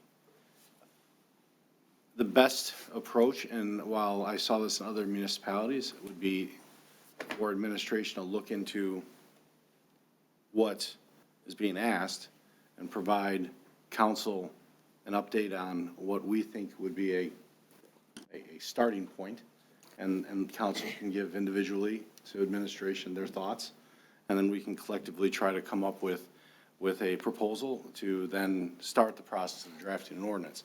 We can't get to the ordinance at this point based on that direction without everybody else's input. So to set the table, as you're asking, would be us trying to put together what we think would recommend for Sterling Heights. What we've researched is what others have done, what the industry is doing. We haven't looked at it from a Sterling Heights perspective yet, to put something together like that. So if I understand you correctly, you would be asking us to give you direction to give you a period of time to come back to the city council with recommendations saying, we think this is what would be best for Sterling Heights if you are inclined to opt in. yes. And then we would review that. Would it be a communication sent and made part of a public agenda, or would it be a non-city council meeting communication to the city council? I'd like to think about that. Okay. As to whether or not that would be a public document, or if it's something that we would provide to council members confidentially, because that can start a lot of unintended consequences if we start identifying locations or things of that nature. Would it be a legal opinion? It would likely be. Okay, that makes sense. How much time would you want for that? Well, I'd have to work with our planning department and our consultant planners to talk about the zoning components. I've looked at regulations for licensing, so I think we can turn that around a little bit faster than the zoning component. So I'd ask for at least 60 days to get you a memo of options. And then what it would take to do the ordinance at that point, we'd have to discuss, depending on what the scope is the council wants to do, or if they even want to move forward. Okay. Look, I mean, I don't know about you, Mr. Yanis, but I'm not looking for 60 days and then another 60 days and then another 90 days and then another 180 days. And then, I mean, I think there are, look, this is a legal product in the state of Michigan. There are industries that are providing the product. We have a report from the city administration with detailed, notes about how it's working in other communities. And I think it's time that we make a decision. So I guess I'm not really interested in just doing more studying and more talking about it. I think at this point, I'd like to figure out a way that we expedite that process to just, look, let's make a decision. If the council's inclined to vote it down, we should know that. I don't want to keep pushing this out indefinitely. So let me put it back to you, Henry. You're the one that's asked for this. Mr. Koszubski's outlined a way forward. Do you want to? Well, so, yeah, I'm sorry, Mr. Mayor, I didn't mean to step on you there. So I'm inclined to I appreciate what you just had to say about kicking the can down the road, but I also appreciate that the city attorney wants to bring back a good piece of legislation. There needs to be some direction. I've seen it happen in multiple cities, multiple different ways. One particular city formed their own task force, and they had meetings over several months, and got input from residents and businesses and so forth. And within that task force crafted their own ordinance, which they then went ahead and approved. And then I've seen other municipalities where they showed up with a document, and they only had a one-step process, and they approved it that night, and it was done. And who wrote that document, I have no idea. So there's several ways of doing it. Because we have a two-step process, I think that anything that's brought the city council can be amended we can, through that first hearing, craft, if we have an outline, can actually craft a piece of legislation. I think the city attorney is absolutely right. When it comes to, yes, I did say you're absolutely right. So, yeah, circle the calendar. When it comes to zoning, it seems to me that most of the lawsuits that happen in this industry come because of zoning, someone not getting a license and so forth. But other municipalities have figured that out. They know what to do and how to do it. So I think, it would be my preference that that the city attorney, the city administration uses a model that works and brings that back to us and tweaks it. My own preference is that as far as zoning, it's an overlay district. I think most people use, most municipalities, obviously, they treat it like a liquor store. It's in commercial or industrial areas. Just because I said all licenses doesn't mean we have to approve all licenses, because some of the licenses could be zero, and so for instance, a dispensary could be, we could put a number on it, 10, 8, 6, 1, whatever. And grows could be 1 or 2 or 0 or what have you. And of course, there's A, B, and C when it comes to grows, so there's a number of different grows. And we can sort of hash that out. I believe, even though, again, there's no model piece of legislation, there's enough ordinances out there, and I forget the number of municipalities now that have ordinances, that we could model off of one of those. A municipality that is similar in size to Sterling Heights. I know Ann Arbor gets whipped a lot here on this city council, but Ann Arbor is a comparable community. We use Ann Arbor quite often. So that's a comparable model that we could potentially use. I think there's some other ones out there. Again, I know the city attorney has looked at a number of them, but I would prefer to see something come back more sooner than later, and then we can work on it through the ordinance process. So point of order, Mayor. Mrs. Sarowski? So this is a request from Mr. Yanez, and he said without objection. So we need to determine if there's objection.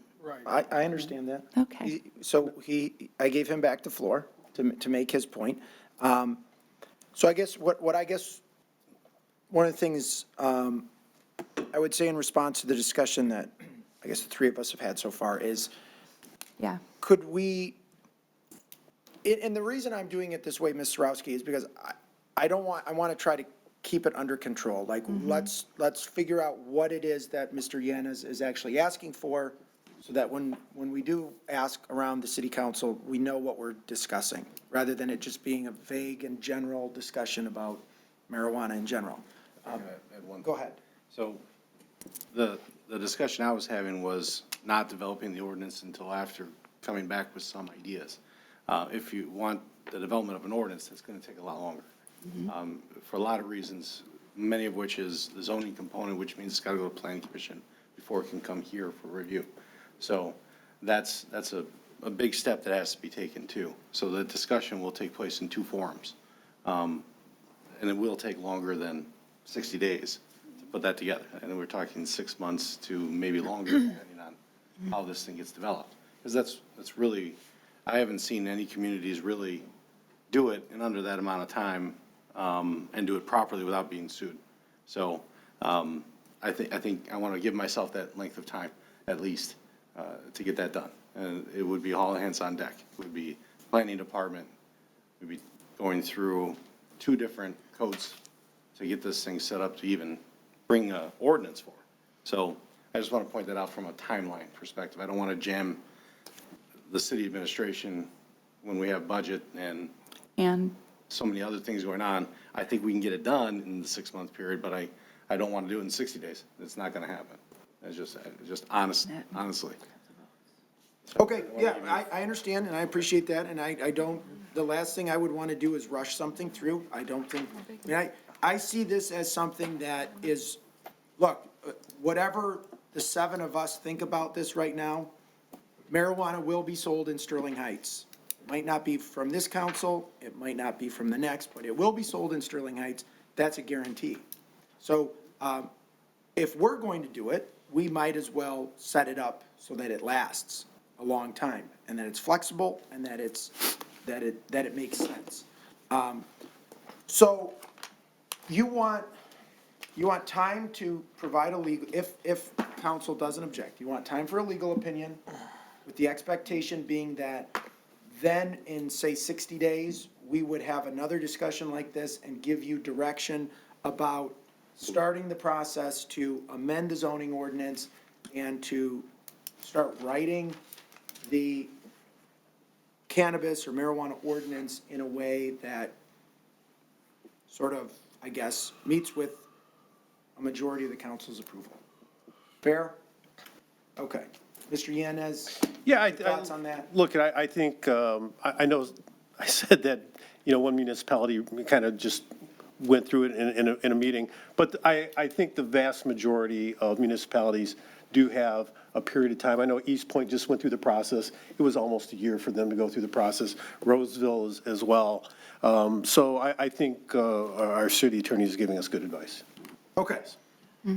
So, council, Mr. Yanez has asked that the city administration and the city attorney's office provide us with a legal opinion on what best practices should be incorporated into an ordinance from their perspective, outline the process that would play out, and then bring it to us so that within, after 60 days, we would then come back to the city council meeting and then make a determination whether we want them to bring forward this process of doing an ordinance. So really, it's like 2 steps. Number one, do you want city administration to go forward with starting that process of providing the legal opinion, with the ultimate goal being a vote up or down on an ordinance? Is there anyone who would object to that? Mayor Taylor, Mrs. Zarko. I'll start. I want to appreciate the heads up you gave me today, even though you might not have liked my answers or the way I hung up on you. So I'd say that to start off with Mr. Yanez. You were polite in hanging up, though. I did. I said, I'll see you tonight. Bang. There you go. Did you slam the phone? Yeah, I was on the cell phone, so I hit that button until it went to the other side of the phone. It was firm. I'm a hard no on the sale of marijuana in the city of Sterling Heights. When we had the election to make marijuana legal within the state of Michigan, I had no problem with somebody being able to buy it, grow it, sell it, as long as it wasn't in my city. So that's for starters.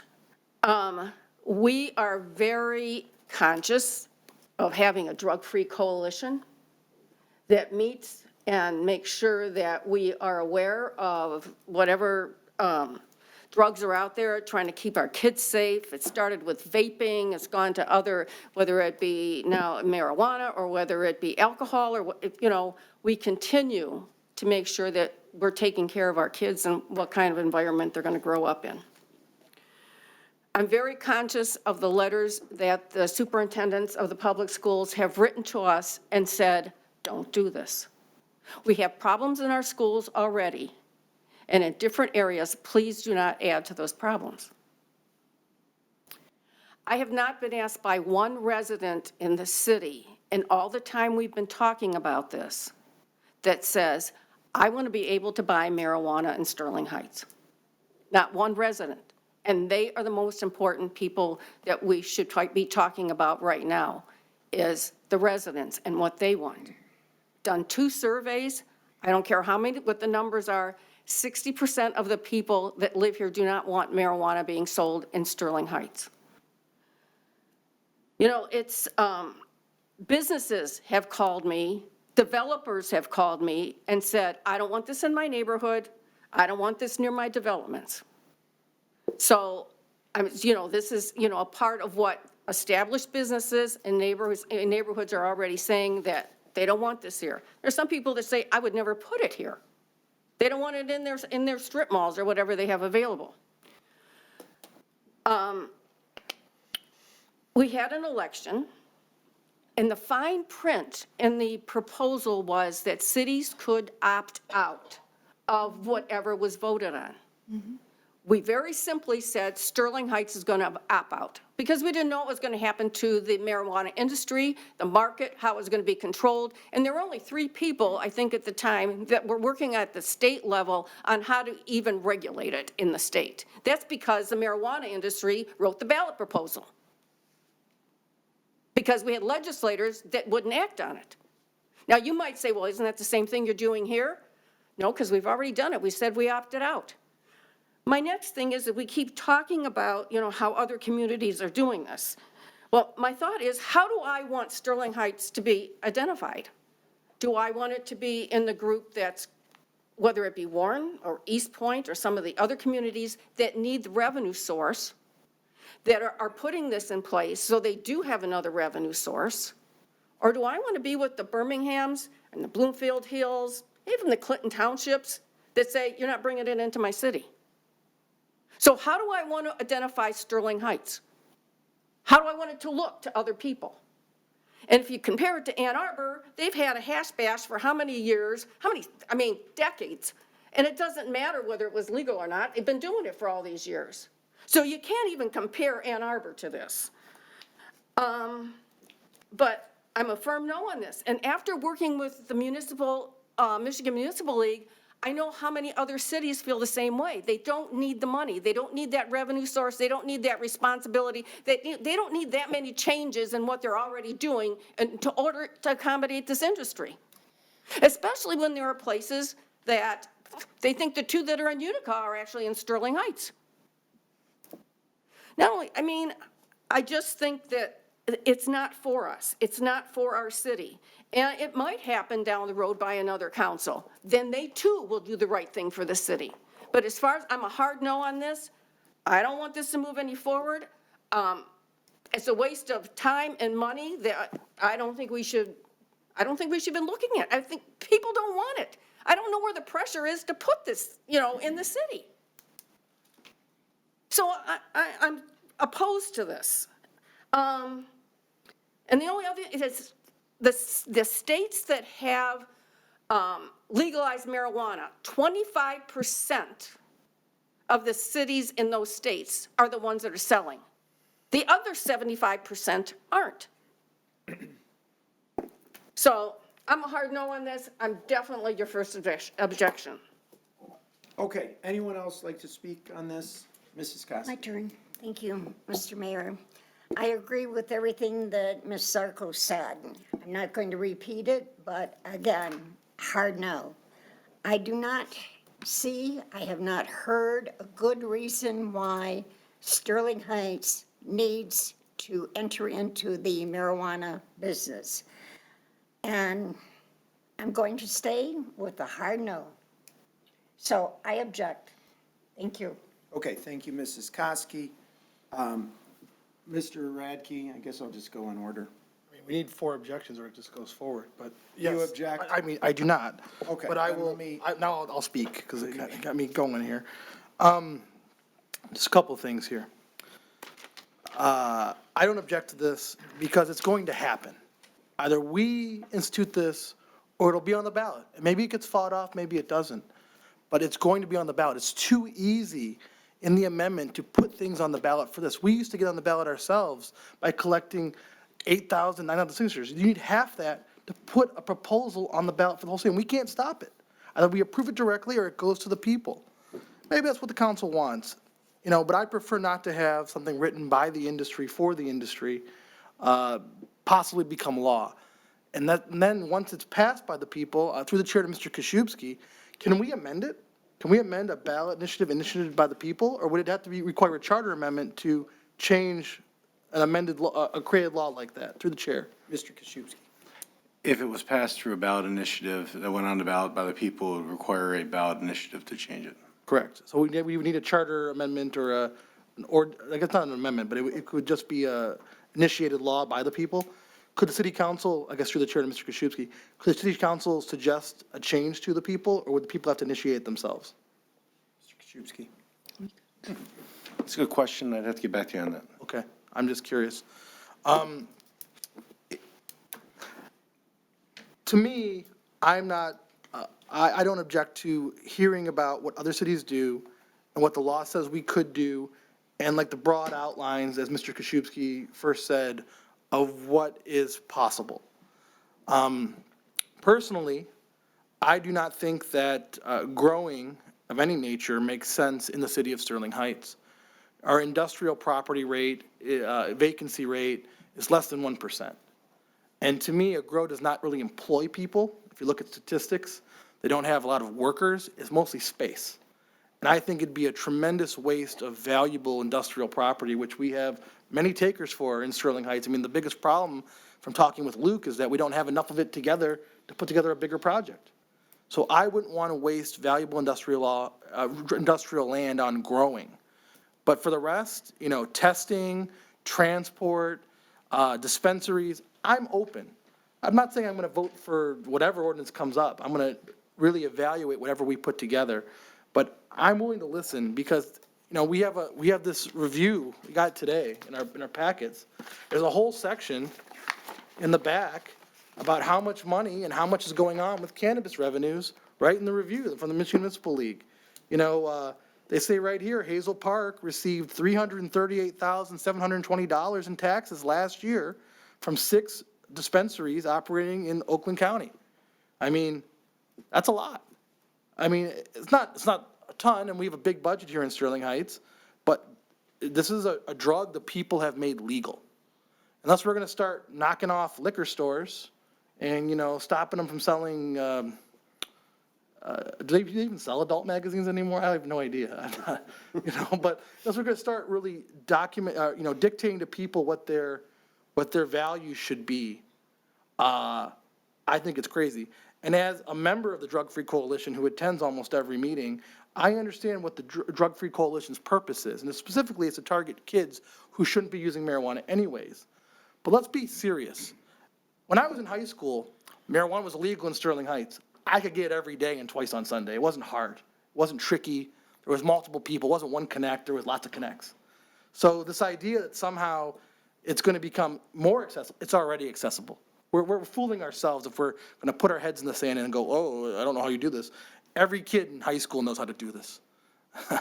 I mean, to me, that's just a non sequitur. At the end of the day, we have to make sure that kids are making smart choices. That's why I'm a member of the Drug Free Coalition, because I want to make sure that they make smart choices. You know, I've had my business put some money into the Drug Free Coalition because I believe in the cause. We want to make sure people get off opioids and have smart choices. But to me, the state says it's legal. Let's tax it. Let's try to make some money on it. Or even if we don't make any money on it, at the end of the day, people will decide with their feet. And if people don't want this in Sterling Heights, these businesses will go out of business. They won't be able to operate. That's capitalism. If they can't make money, they won't operate. So I let the people decide. That's my opinion, Mr. Mayor. That's all I have. Okay, thank you, Mr. Radke. Mrs. Schmidt? Thank you, Mayor Taylor. I am a hard objection to this going forward. I will tell you, I think it's a huge waste of time to put administration and the city attorney through this. The voters, when voted that in, as Mrs. Yarko said, gave every municipality the option of opting out. And through the chair to Mr. Koszybski, how many cities in the state of Michigan have opted in? Mr. Koszybski? Out of how many cities total? Want to give me a moment? Absolutely. Take your time.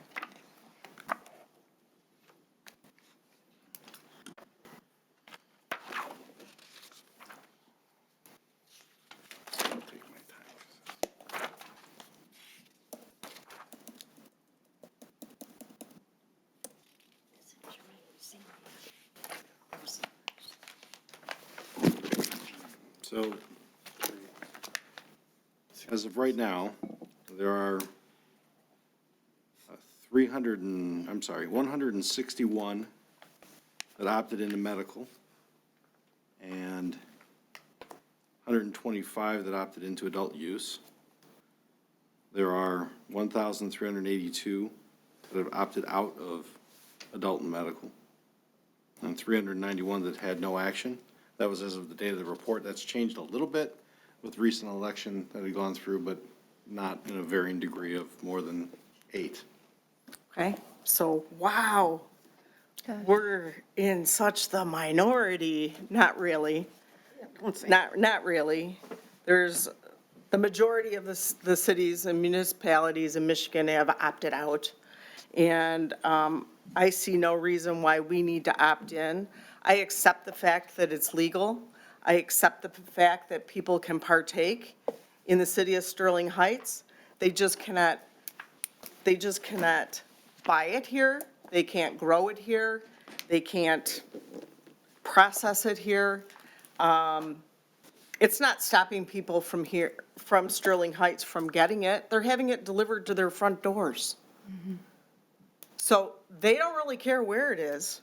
People that are going to smoke it are going to get it, and they can have it delivered right to their door. It doesn't matter if it's in Sterling Heights or not. To say, I respectfully, Mayor Taylor, you just insisting it's going to happen, it's going to happen. You know what? You're making a huge assumption about our community that, okay, let the marijuana industry or let the residents put it on the ballot. You better believe there will be a counter ballot proposal in that same election.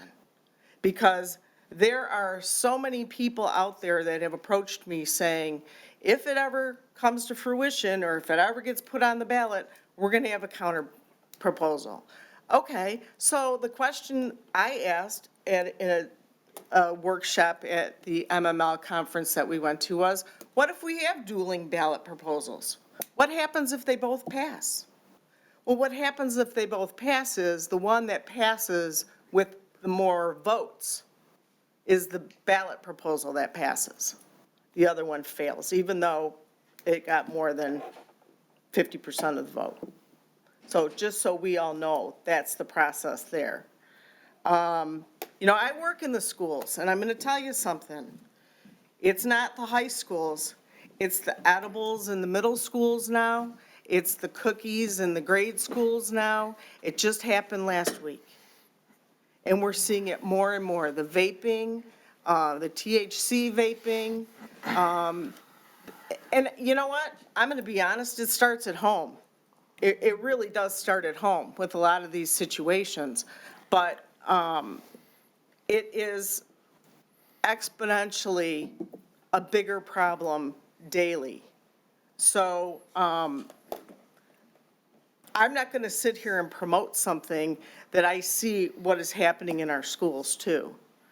As far as revenue, just a month ago on the news, they said revenues to municipalities are down because the sale price is down, so the taxes are down. So that pot of gold, no pun intended, is getting smaller because the prices have gone down, because the market is so saturated. So this big revenue source for the city, I don't buy it. I don't buy it for a minute. And at this point, that's all I have. Oh, no, I'm not done. So in our report that was given, there was a survey, a resident survey. The second resident survey that we've taken on this subject, in both of those surveys, albeit 400 people on the surveys were, it's a statistically valid survey, were against having any form of cannabis sold, processed, or grown in the city of Sterling Heights. So I can't disregard what a statistically valid 2 surveys now have told me about the residents' feelings on this as well.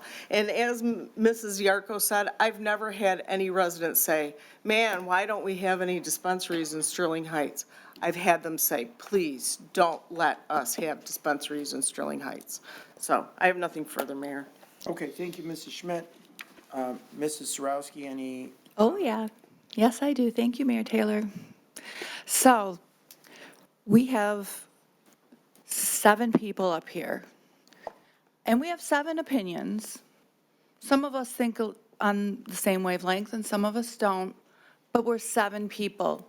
And this is a big issue. This is a big issue with our voters. This is obviously a big issue with ourselves. And I honestly don't think, even though we are elected to represent our people, and we are elected to give opinions and make decisions, but this is a big one. And this is a real hot button issue. And I really don't think that 7 of us should be making this decision. I don't. I think that this is a matter, and I'm happy to have the voters put this on the ballot. I think this should be a voter-led initiative. I am 100% behind it. I am against making this a 7-person, or should be, actually, it'll be a 4-person probably decision. I am 100% against having us make this decision. I was all in for decriminalizing marijuana. I voted yes, wanted to make sure that those people that want to smoke it, eat it, whatever they want to do with it, they can have it. If that's their drug of choice, fine. Me, can't stand it. Just, that's not for me. But that's me. And so I wanted to make sure people who are in jail for this, for God's sakes, they need to get out of jail for it. I'm all for finding ways to get them out as soon as possible. But this is not obviously a small issue. This is not about, putting up apartments. This is not about making sure that we have curb cuts. This is a big, lifelong, decades-long issue for our city. And I do not think that we should be making this issue up here. So I'm a hard no. I do not think that we should be doing this, but I also want to, through the chair, to Mr. Koszubski, I have a question. Because Mrs. Varn, with our beautiful study, and I applaud the city for putting the effort and the money into this, who has, of all the municipalities, because Mr. Yanez, who never did call me, by the way, he had Mr. Taylor call me to let me know this was coming up. Who has figured this issue out? What municipality has figured this out and had no legal challenge? Do you know? Has there been any? Because I'm not aware of any, but I would love to hear from them. Mr. Koszubski. Thank you, Mayor. Councilwoman, I don't know, because I haven't gone through and done an exhaustive study on all 260 municipalities to see if they've been named in lawsuits on any number of reasons, because some are medical, some are recreational. I can do that and look at that and get that information for you, but I'm sure there's a few that did not get sued. I would love to find out just to find out how they weren't or why they weren't, because that is interesting, and that would be important to know why and how they weren't. Great case study. But that would be very good information to know if we ever did go forward on this. Mrs. Varney, who was our financial guru, gave us some numbers. And even if we did make money on this, at the end of the day, there wouldn't, and as evidenced by, what was it, Highland Township or Highland? Highland Park, thank you. Hazel Park. Not Highland Park. Hazel Park. Hazel Park. They made $338,000 in tax for 6 dispensaries. So that comes out to about $200,000 each, round up, round down. But that's without any lawsuits that we know of. And it's $200,000 per. That's not, I don't think that's a lot of money, and that's without lawsuits. That doesn't include any additional legal team of our own that we have to make sure everything is in order. That doesn't include any police officing or policing that we have to do, any additional police officers.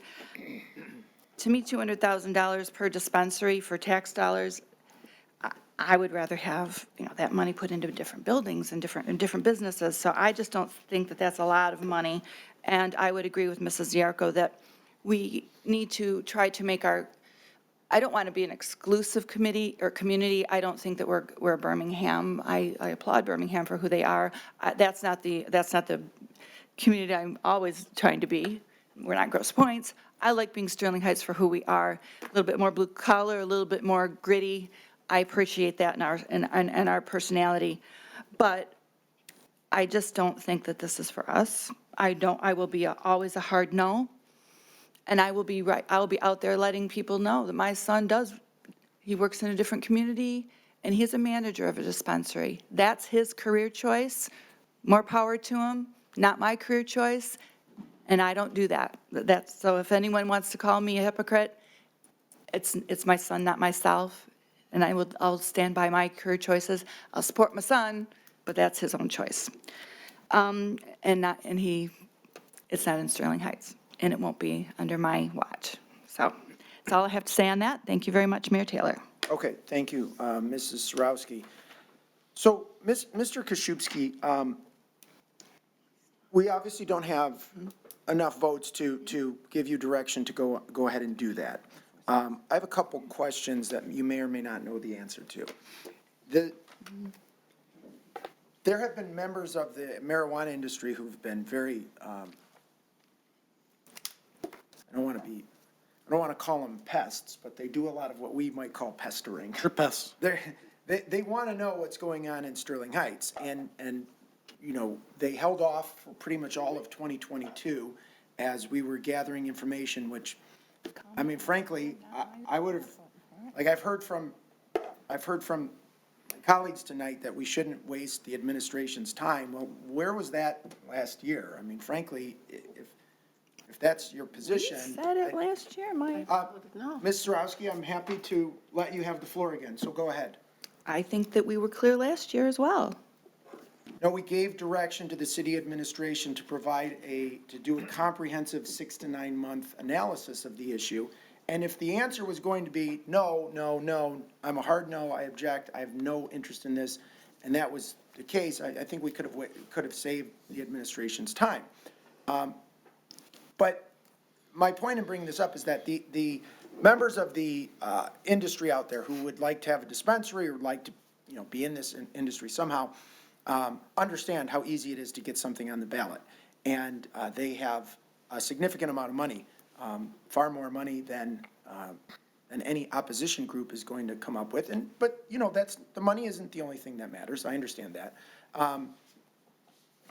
My concern is that we will have something shoved down our throat and it will be dictated to us, that we will not have the ability to determine where these locations are going to be. We're not going to have the ability to determine how many locations there are. We're not going to have the ability to put the safeguards in place that other communities have. But honestly, I'm not convinced that we need a whole lot of safeguards. Like Mrs. Sarowski, like your son, he's not inviting crime in whatever community he works in. He's not contributing to dereliction in that community. He's not doing anything other than providing a product that people will obtain no matter what, which is what a number of my colleagues up here have said already. Why do we need this? They're already buying it in Sterling Heights, and it's absolutely right. It's not hard to buy it in Sterling Heights. It's not hard to buy it illegally in Sterling Heights. It's not hard to buy it legally. So it's sort of like our residents who want to use marijuana, God bless, go get it. Knock yourself out. Do as much as you can, whatever you want, do it. But we're not doing it in Sterling Heights. We're like, what? What does that even mean? Like logically, what does that even mean? We're telling our residents, you have the ability to get it. It's easy to get it. You can go get it. You can do it in Sterling Heights, but we're not doing it in Sterling Heights. Okay? What we're really doing is we're not controlling it in Sterling Heights.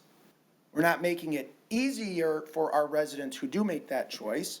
We're making it harder for them. And we're not collecting any of the tax revenue. And we're leaving open the possibility that the marijuana industry is going to dictate to us what the future of marijuana sales in the city of Sterling Heights looks like. So here's my question. Have there been, if you're aware, ballot initiatives in other cities where there's competing ballot initiatives, like a yay and a nay? Have you seen that before, Mr. Koszybski? Not that I can recall at the moment. Okay.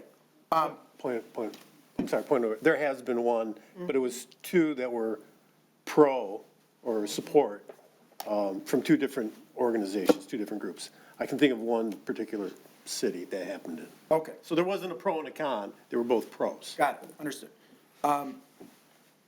Secondly, do you know what the state requirement would be in terms of, like, right now, we don't have anything on the ballot in November of this year. If petitioners got enough signatures, would we be forced to have an election if they have enough signatures and qualify? Would we then be forced to hold an election this November or this August or whatever it would be? Or do they have to wait until there's already a scheduled election? Do you know the answer to that question? I'd have to look to confirm it, but I believe it would be, the state schedules our elections. It's not like it would be a special election next month. We follow the state's election schedule. So depending on how far back you would go and when the petitions are done would determine which election it would fall on. Okay. I believe the clerk would probably confirm that. Do you know, Ms. Riska, like, if they got, let's just say they set it up so that they could have it appear on the November 23 election. And I don't know whether they even have enough time for that. But assuming they have enough time for that, would they force us to hold an election where we would have not had an election to begin with? Yeah, so it would be, we would run a special election, Do you know about what that would cost? about $3,000 a precinct. And we have 43 precincts, but we can consolidate, so it'd be, I want to say 29 precincts. We just went through redistricting, so I think About $87,000. So about 90 grand to do an election, okay.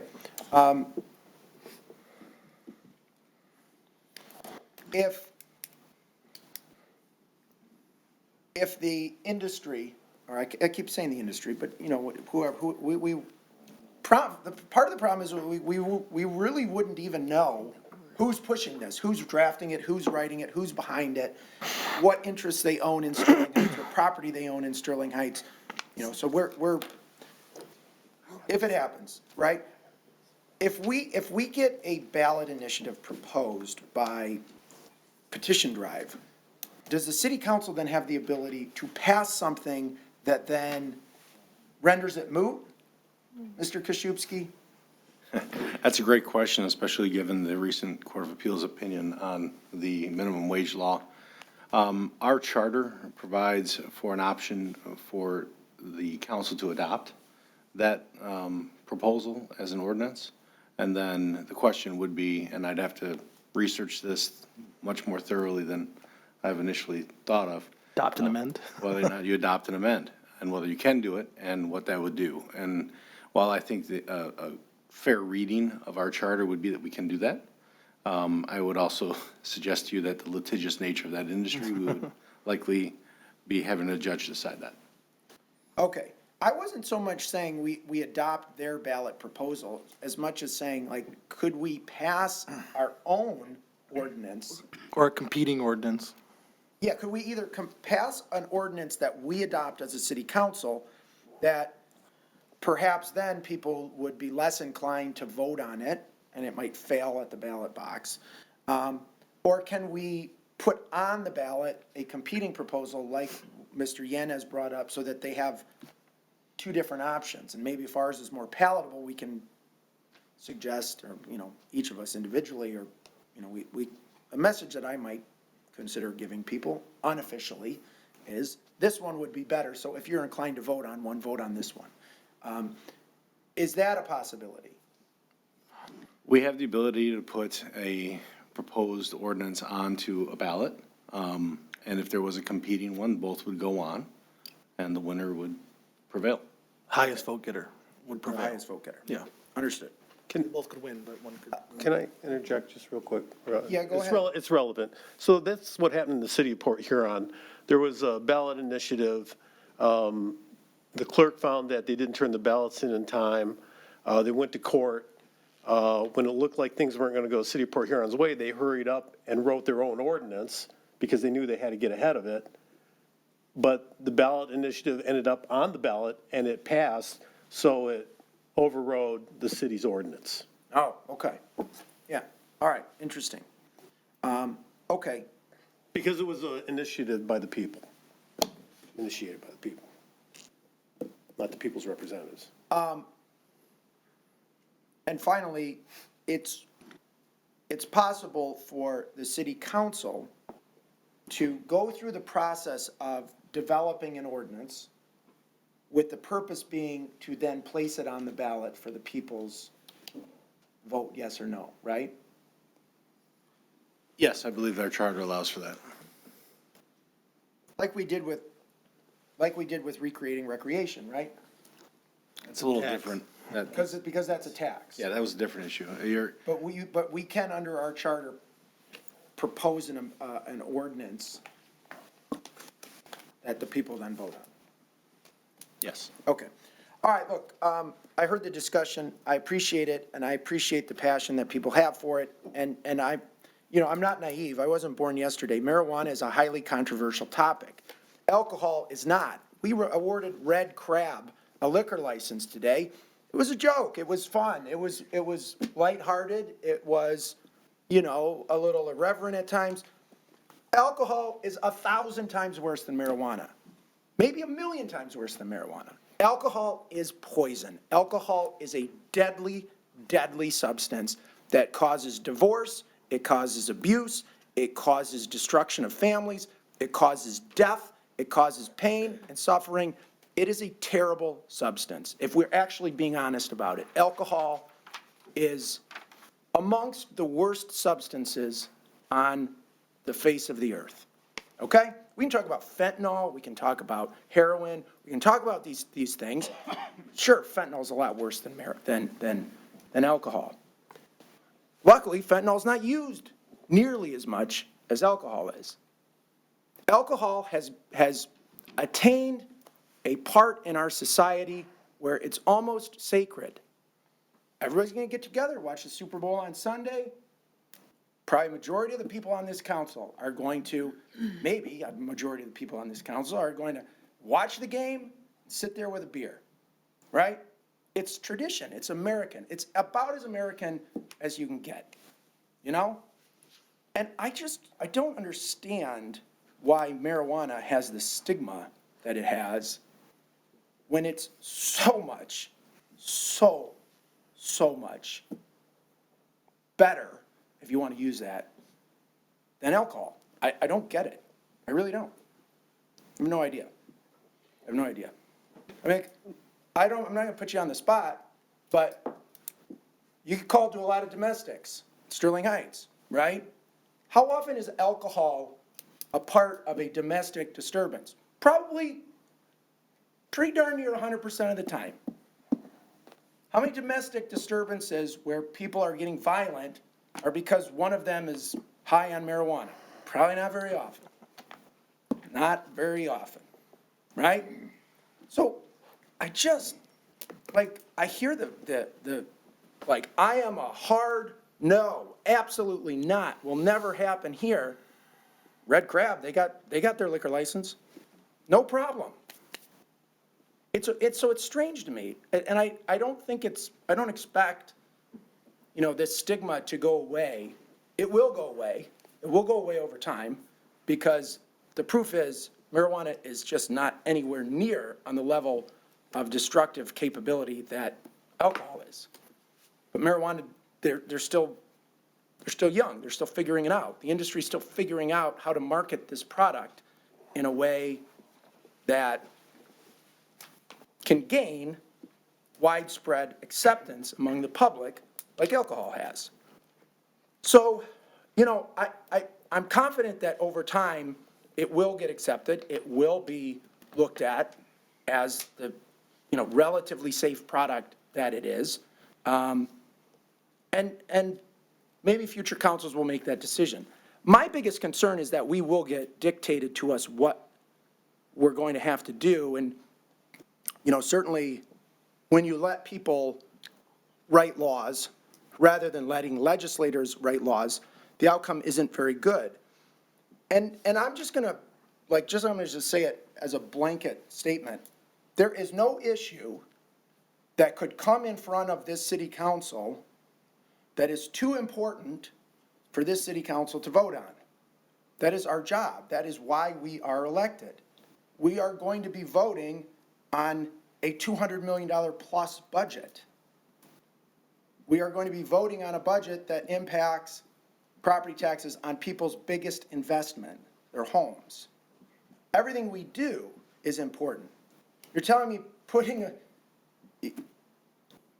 I can't honestly believe that putting a store in a commercial area that's going to sell marijuana, that's heavily regulated, that's already happening just blocks from our border, is like this super major issue that's so controversial. As was said up here already, people sometimes already think that we are in the marijuana business because, you know, the boundaries are generally Hall Road to the north, and there's 2 marijuana facilities south of Hall Road on Van Dyke. So look, I think it's coming. I think we should, even though we're not directing administration, I think all of us would be doing ourselves a favor up here if we kept this in the back of our mind, and that we can be flexible and nimble if something is being proposed by the public or by industry members. And so I appreciate everybody's input. And so at that. Mayor Taylor, Yes. I'd like to respond. I mean, look. I mean, no, you had your chance, and What are my we gonna do, opinion is Barb? just as important as yours. Well, yes. And I'm going to tell you this right now, I'll take my chances with the marijuana industry, because if they're doing their research, they already know we don't want it here. If they're doing their research, and they should be, they know that they don't want it here, or we don't want it here. So that's the first thing I'm going to say. I'll take my chances with them. And not only that, as I remember what happened in Clinton Township, $40,000 that people raised to say no against $300,000 to say yes. And guess who won? Yeah, it was very narrow. Yes. So I'm just saying, It was yes. very narrow. That was 3 years ago. I think mindsets have changed. I think we're a little bit different than Clinton Township. But And it they was a already want to help us. 50-50. They already said it goes on the ballot. We'll help you make sure that it doesn't come into Sterling Heights. So I'm ready. Look, I don't mean to make this, I don't see any animosity here. I respect everybody's opinions. I respect yours, Ms. Zarko. Like I said, what's confusing to me is like how in one meeting we can treat marijuana as if it's the scourge of society, and that alcohol is just no big deal. I mean, it's the opposite. It is, and like that might be hard to recognize, and that might be hard to face, and that might be hard to reconcile, and it should be. It should be. But you know, we're supposed to be making difficult decisions. So I'm not sure what else we need to say on the topic. Well, if people also want to talk, they can talk. Mr. Yanis. Yeah, so I will end this like I began it, hopefully, unless everybody wants to go for a third round. You know, I brought this up for a couple of reasons. You know, one, I really think the people deserve a voice in this. And so far along the way, the people really haven't had a voice. They haven't. They had the task force report, people couldn't respond to it. This conversation now is us, but it's not the people. And to say that citizens haven't asked for it, we have a citizen that comes to these meetings on a fairly regular basis and asks us, you know, what's going to happen, because he'd like to open up a store. African-American gentleman, you know, and we have a program here in the state that helps folks that have been affected legally by, you know, from selling marijuana and so forth. So, so it's not like the people haven't asked or aren't supportive of it. There are people that live in the city that are. And I will tell you, it's in the number, as far as, because I've seen statistics, it's in the tens of thousands of people who are consumers that live in this city. Now, that doesn't say we got to sell it here, but there are a lot of people that consume here. So, okay, you know, that's one thing, live and let live. But I do think that the people deserve a voice, and I didn't think we could, but I find it very interesting that we could put an ordinance on the ballot and let the people decide. I think that's a fine idea. I think probably that's what we should do, and it would be our ordinance. Because I do, like you, Mr. Mayor, I'm very concerned. As a matter of fact, I had a copy of the petition that was sort of shoved down Port Huron's throat, and I must have thrown it away, but it is huge. When you unfold it, it's like 6 foot by 6 foot, because they had to put the whole ordinance printed on the document, and it has to be folded properly and so forth. It's phenomenal, and I've seen people like Port Huron and some other cities do that, where they do scrambling because they realize they're going to get something shoved down their throat, and next thing you know, they're trying to craft an ordinance, and some are successful and some aren't, and they ended up getting something shoved down their throat. And I believe the state law is you can't amend it for 2 years. You may want to correct me on that, but I believe that's the law. But I also brought this up not only because the people, I think the people deserve a voice on this, but I also wonder as we go into budget season, and I know many department heads want help, and they want help at a high level. They want other chiefs, they want other staff to help them out. I bring up the lawn situation all the time, and that we spend $1 million to manicure and maintain our green spaces here in Sterling Heights. A couple years ago at the presentation, strategic planning, when the incubator did their presentation, I asked, what's this costing? Well, it costs us $900,000 a year that we're paying to have this incubator. And, I'm wondering at what point does the incubator start paying us back? There's a lot of holes we throw money into, and we need the help, by the way. We need the help. But you got to pay for it. Got to pay for it. And even if we're not talking large sums of money here, it's some money for a product that people that live in Sterling Heights already use. Whether they have it delivered to their house or they go to the store and buy it. I also find it interesting that so far nobody has repealed it. The numbers have grown, cities have opted in, and nobody's repealed it. As a matter of fact, the last election, the city of Memphis, Michigan, had a repeal on the ballot, and it failed. Memphis is a pretty conservative town. It's small, it's very conservative, and the people there said, no, you know what? It's not as bad as we thought it was, and we like the money, so we're going to keep it. As far as our image goes, Sterling Heights had to fight off, again, I'm, originally from Oakland County. I grew up in Madison Heights, and I lived in Troy for 14 years. This is a great community. This is an awesome community. Great parks, great neighborhoods, and so forth. The reputation, though, certainly isn't Birmingham or Bloomfield Hills. We used to call this place the land of strip malls. Heck, they tore down what's the farmhouse over there at 18 and Ryan? Burr. They tore down the farmhouse. I remember everybody in Troy saying, in Troy, we would have picked that house and moved it up, to our Historic village they got. Historic village. Sterling Heights, you flatten everything, you build a strip mall. There you go, that's progress. I don't know who on this panel, we're going to have a robust discussion about raising taxes. And we can raise taxes here without going to the people. We have enough room under Headley to raise taxes, and we're going to have that discussion. Because I know Ms. Riska wants somebody, I know the fire chief wants somebody, I know the police chief wants somebody. And again, we need the people. We got to pay for them. You know who's going to pay for them? Everybody out there that's a homeowner that's got property tax. Your taxes are going up. You're going up anyways, but they're going to go up again.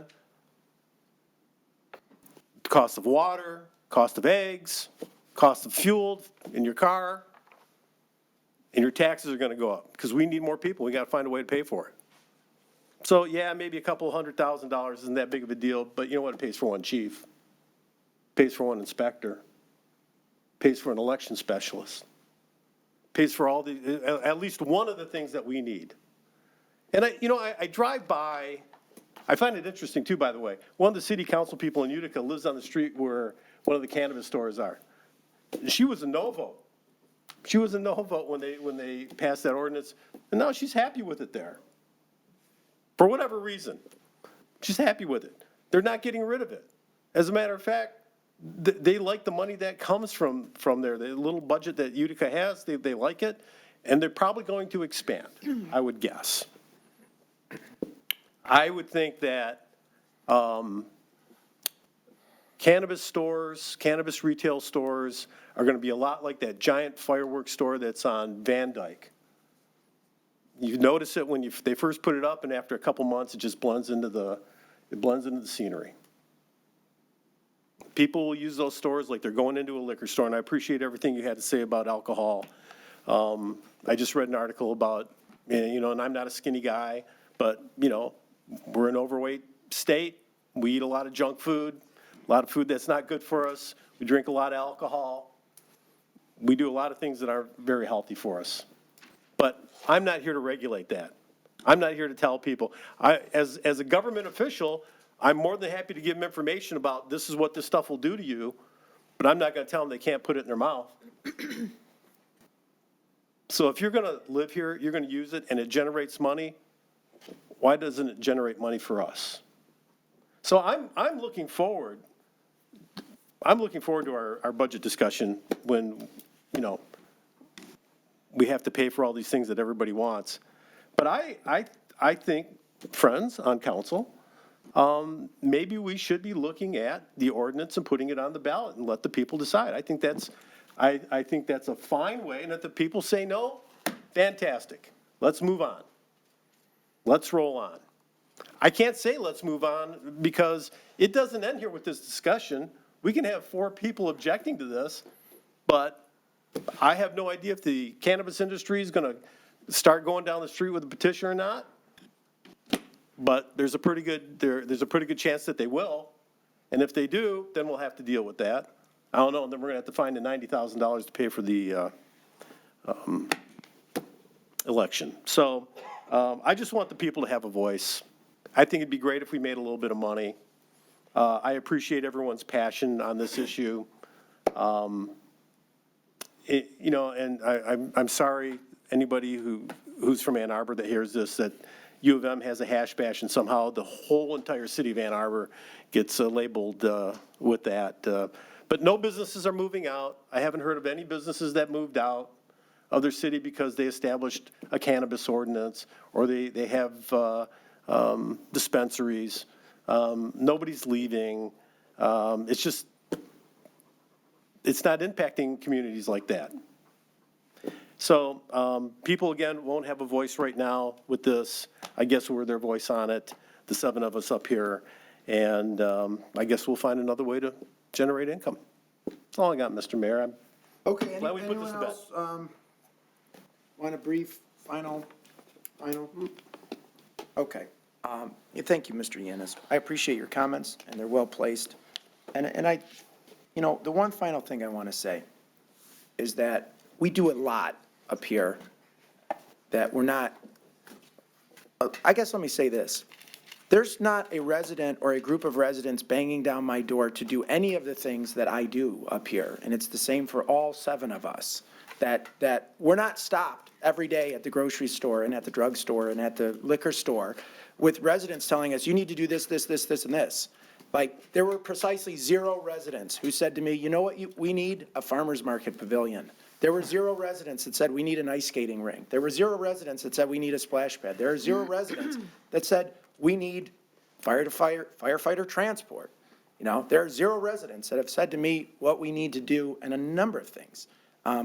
We do them because it's the right thing to do, and we have to be forward-thinking. So I would ask, keep an open mind, because this is not the last discussion we're going to have on it. We'll go back to reports from City Council. Any new business? Anything else, Mr. Yanis? I have nothing. Thank you, Mr. Mayor. Okay. Anyone else, Council? Mr. Mayor, Mr. briefly. Radke. Thank you, Mr. Mayor. I thought it was a very robust discussion. Just briefly, through the chair to the city attorney, Mr. Koszybski, Listen to people ask for reports in 30 days or 60 days always amuses me because it never happens. But I'm curious, when will the front yard ordinance that's over a year old now, or we proposed over a year ago to come in 60 days, when might it show up on our doorstep? I'm curious, Mr. Koszybski. It's pretty much done. It's in your schedule, I believe, in the packet, right?